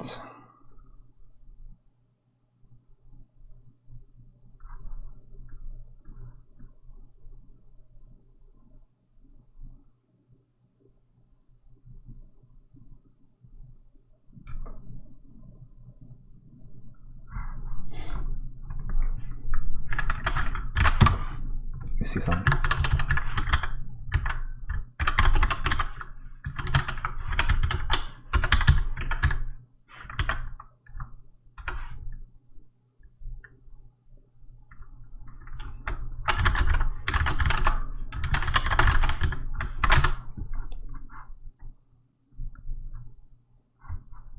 Okay, so this definitely does the forward declare thing, where bar says it's got a pointer to something that it doesn't know yet, and foo is not defined. Now if I define foo afterwards, does this work?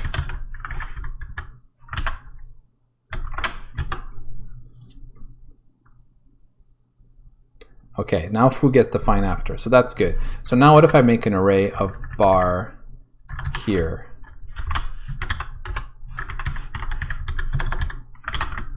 I think this is the case that will cause me my problem. In fact, I want it to be a local variable, and I want this defined here. So this is how I can force the issue. Because now what's going to happen is it's going to say, all right, A is of type 28. 28 is a bar, right? Is that right? Actually, A is an array of type 25. There we go. Bar is 25, and 25 is defined of in terms of something that's forward declared. Now the thing is, though, what's probably going to happen is it's going to resolve bar as member. So it's not really going to... I don't think I can do it. I don't think I can get this to compile with a forward declared type in an array, because as soon as I add a definition, it ends up... Yeah, I think, I don't think I can do this. Probably when I make it global variable, it'll work.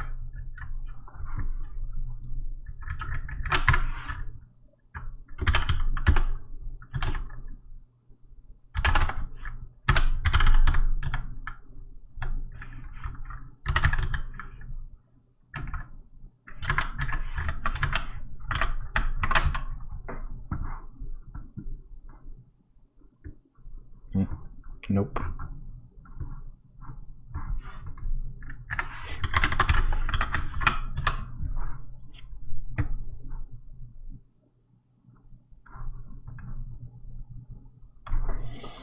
All right.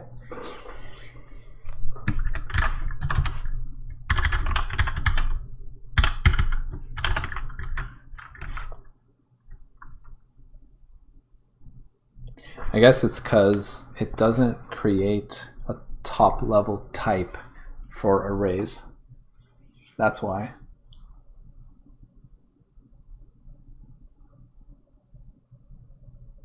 Struct will do it, but not for arrays. Arrays are like pointers. They're basically defined, sort of like they're defined upon their first use.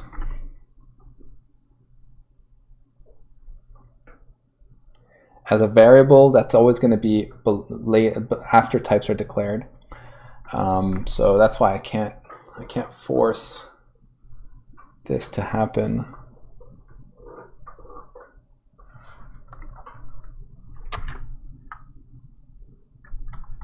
And maybe if I do like something like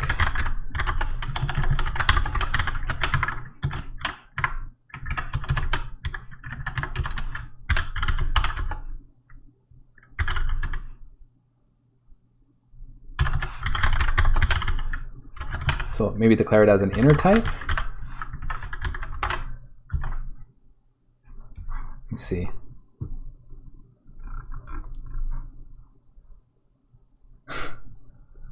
Shit, it was actually smart enough to declare foo first.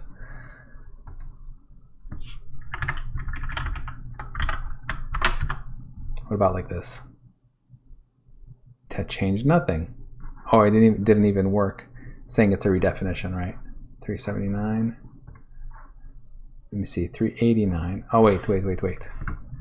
Different mistake, different error. Okay, let's try it again. Oh. I think I may.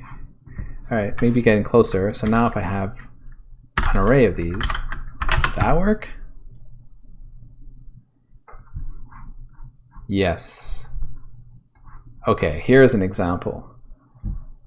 Class bar is a struct.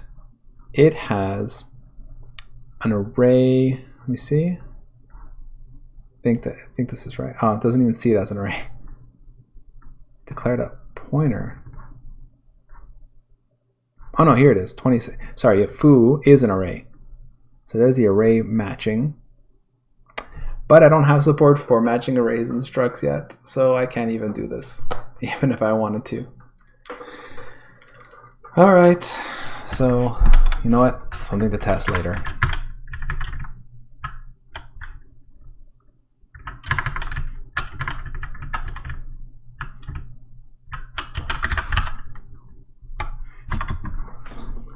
What did I do tonight? Write a lot of to-dos.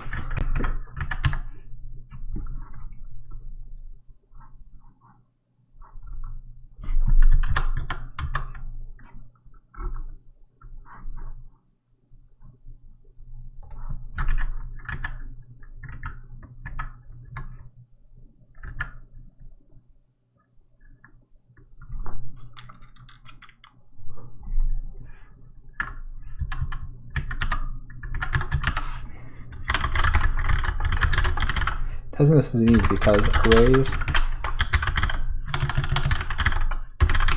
like pointers are defined when first are defined as part of their declaration.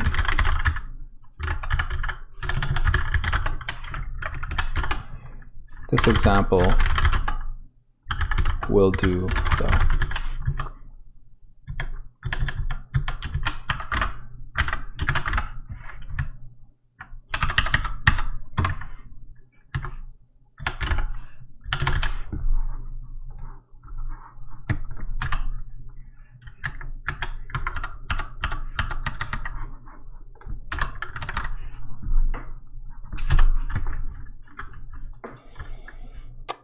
Note that we can't, or I'll say to do test this once we support array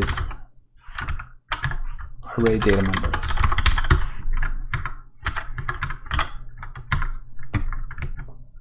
Okay.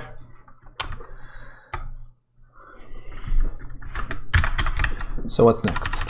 What's next is I can't even finish this support here.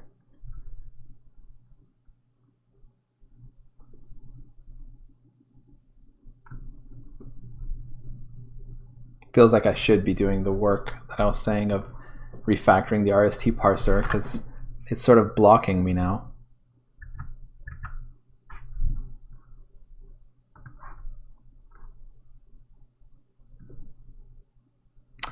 All right, I think that what we would have to do if this did work, I think what I would end up with is basically an array of undefined types. Actually, this much I think I can validate. Yeah. So let's say I put this back in like that, right? When building out, now is there, okay, no, not this example. The other example that I had, the more simple one, like this one here. So I know this won't work. It'll actually crash during the phase of resolving types. However, before we get there, I just wanted to see, what I suspect I'll see is I'll have a type defined with 10 elements, and all 10, no, it'll define an array with a single type that is an undefined type. That's what it'll do. Yeah. That makes sense.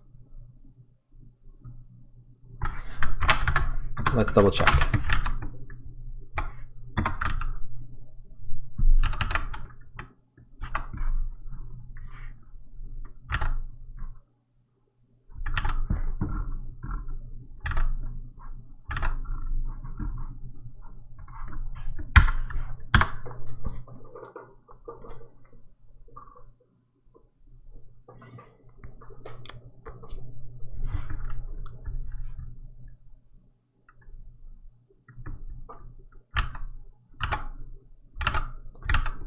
It's much slower in debug, but there we go. What are we looking at? I think this is the one. A26, 28 equals to star 25. So is this what we're looking at? I think so.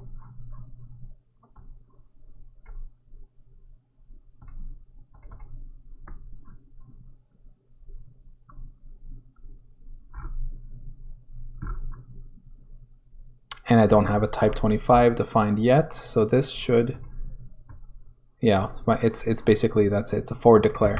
So I should end up with an undefined type here. It's a pointer. This pointer type, I'm not going to find it, but it's going to be unresolved. That's it. I keep saying undefined, but I meant unresolved. So then we end up creating an indirect type here.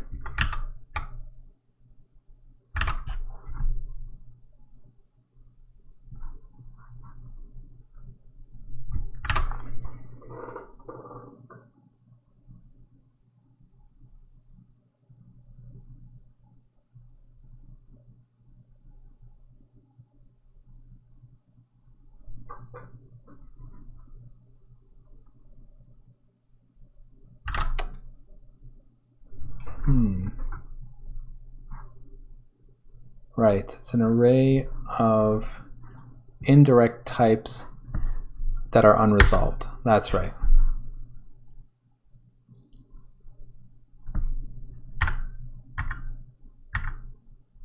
And now we create it. So that just tells me then what we need to do simply in here.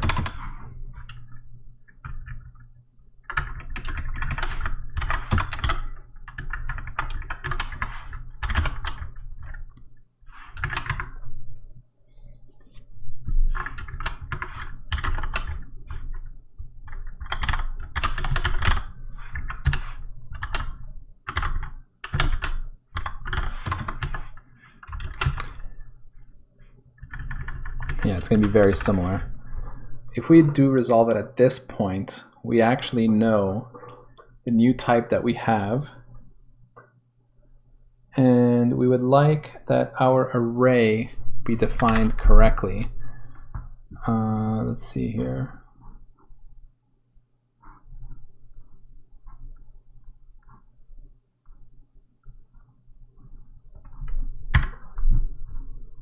Yeah, like this.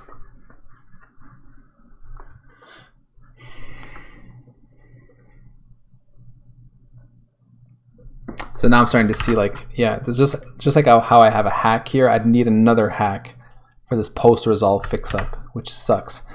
I don't want to hack it, so see, right now I'd have to do this.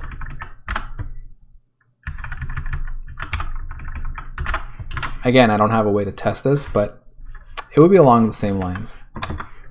We resolved it to a new type.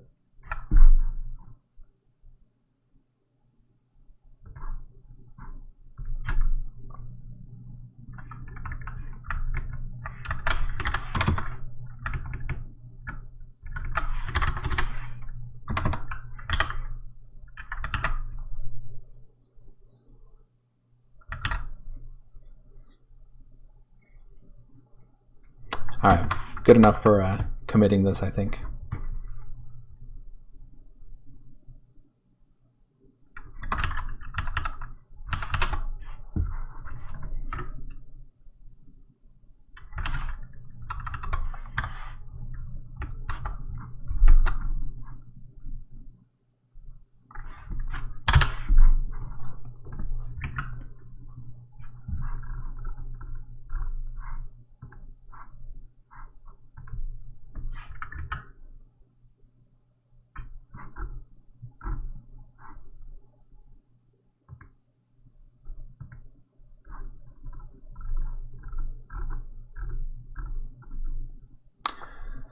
Yep.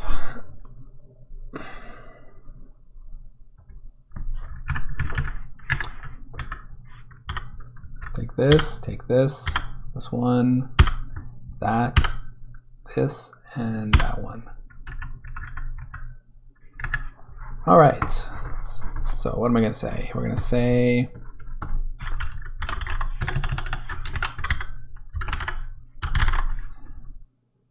add support for parsing and displaying arrays.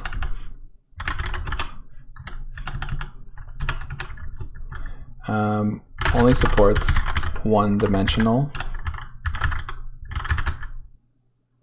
arrays for now.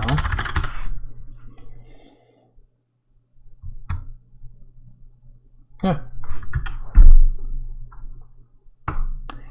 So what this means is the next thing to work on is multidimensional, which actually I think shouldn't be too bad, because I think the trick there is just to create an array type of array type, you know what I mean, for every dimension. So shouldn't be too difficult. I'm gonna have to update my parsing. I actually did a little test a couple days ago or something, just to kind of see what it looks like. So for example, if we have, you know, a simple array like this, the type for that, as we know, looks like this, right? So A is type 25, and then we have this whole array definition here.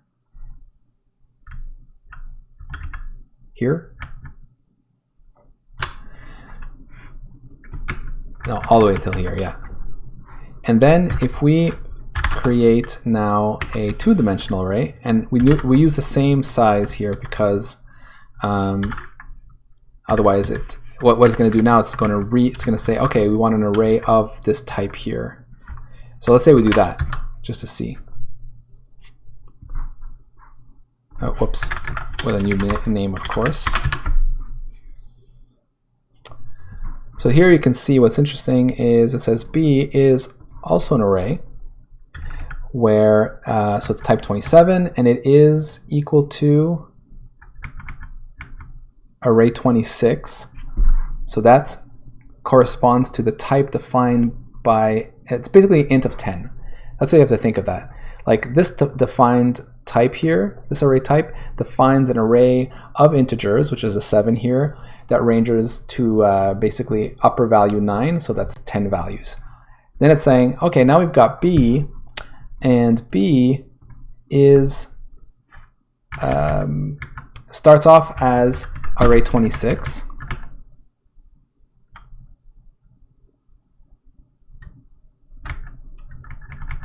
It's very confusing. And then there's another equals here for the next dimension that says, again, array 26. That's very confusing. Okay, so I guess it's because, right. Array 26 is array of ints. That's what it is. Okay. So basically, A25 here, array 26 defines an array of integer types. And then in this case, it has an upper value of 9. Here you can see upper value of 9, and then again an array of the same type, but this time upper value of 8. This 0 is ignored, and again it's an array of ints here. So that's actually more confusing. But yeah, that just goes to show that this, basically that's what we're looking at here. In fact, so I guess I could put any numbers here. So I put 7, 6, 5, and then 4. So it's just this annoying, like, parsing this out correctly. But for each dimension, there's always this equal array. You can see it here now. In all cases, it's 26 because it's of a type int. In the third one, there are like 3 sections. There's this one here, where this 5 really means the 6 here, so that's the upper index. Then there's the next one that stops at 4, and then there's the next one that stops at 3. Oh, yes, and then the last number here, so this 0 is always there. That's just whatever, it's a nil value. But this last one is the type, that this is an array of. Yeah, that's the trick here. So I keep saying int array, but it's not really int array. Yeah, I don't even know then what the 26 refers to, I'll be honest. It's kind of weird. In any case, so like for the very first example, or let's focus on the last one. So here we're saying C starts off with one of the dimensions of the array, which is the first one here, and it's of type 30. Now what is 30, right? It's basically a new type of array, and I guess that's what it is. It's a new type because we haven't seen 6 ints yet. You know, that's where that comes in. And then after that it says I have another one here, stops at 4, it's of type 31, and there is nothing up here, yeah. And then after that it says it is now, that is an array of another array, another array, and its type is 7, and 7 is the int at the top. So yeah, so this is gonna be fun to parse.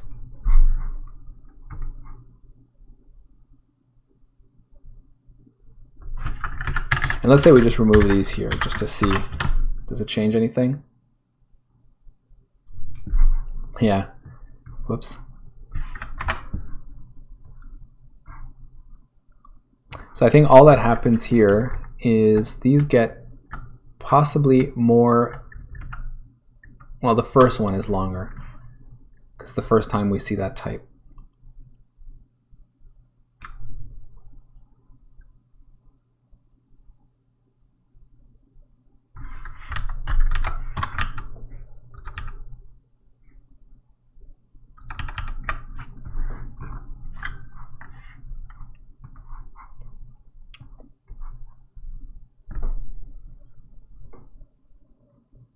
Yeah, see here I say type def number for the value after the array. That would be the second match. I'm starting to wonder if that's going to screw me over here.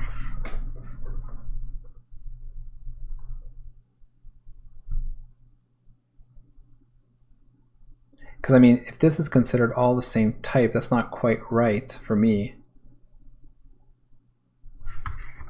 This here, basically AR26, the fact that it shows up in each case, it means that I think for me, the type def number was tied to the notion that an array has a size as part of its type signature.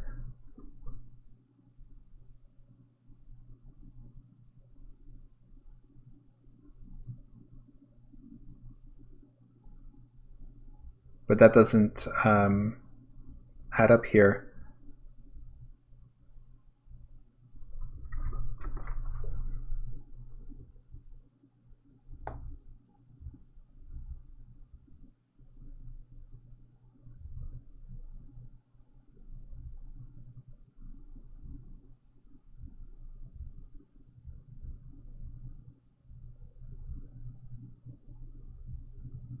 I think the way we're supposed to see this, and I'm going to have to maybe change the way I parse this.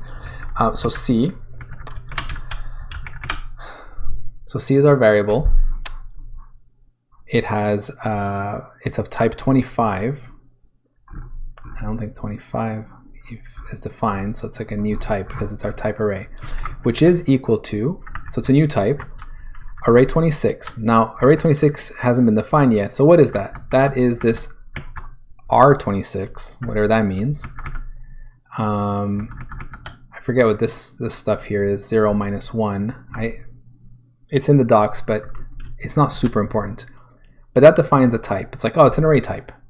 And then after that, we have this semicolon, and then we say, okay, now for that array, this is always 0 or nil. It has an upper index of 5.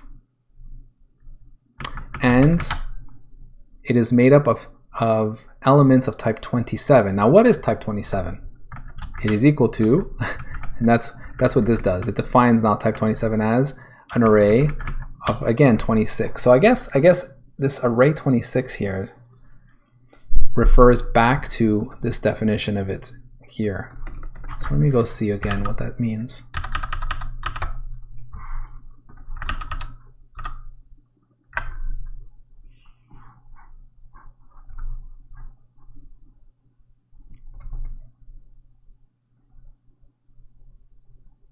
It does call it the type definition number though. Equals to type description. Okay, wait, type description, sorry. Not what I was thinking. Type description array.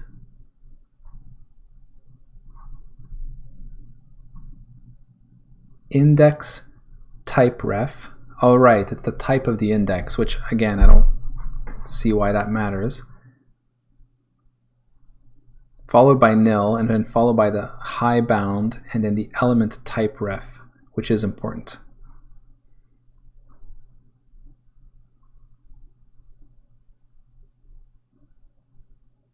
But this actually is not useful to what I'm saying. This is not these values here. This comes back to whatever this means. I don't know what this means. R26, 0 minus 1.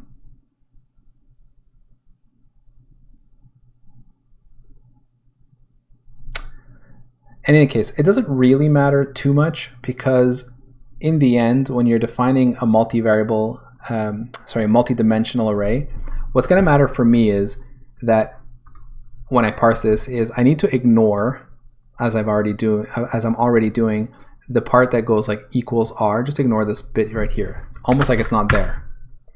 And then look at this as an array of arrays of arrays.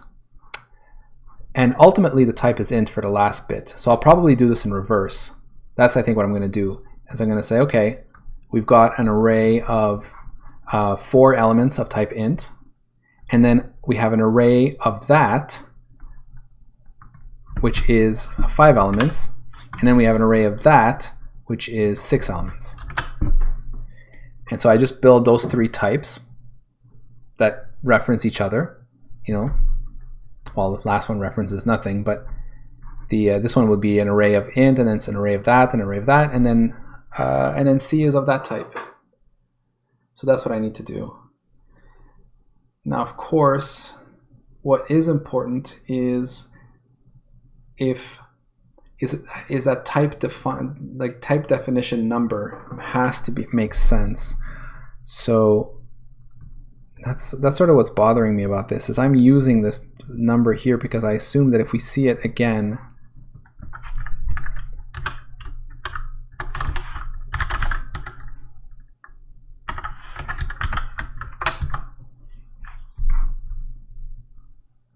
yeah, see, like here. Yeah, this is gonna cause me problems.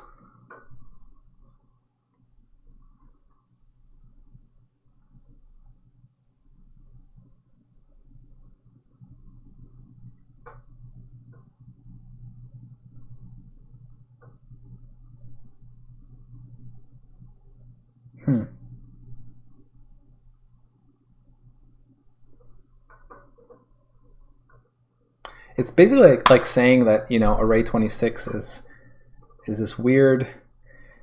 It's an array type that doesn't have a size. Not sure what to make of this. So this might be a little bit more challenging than I thought. All right, well, you know what? This is it's a good time for me to stop. I'll think a little bit about this, and hopefully by Thursday when I stream again, I'll have a better idea of how to tackle this. Maybe I'll try to read more about this the way Stabs defines arrays, and maybe something will click in terms of how I can handle this.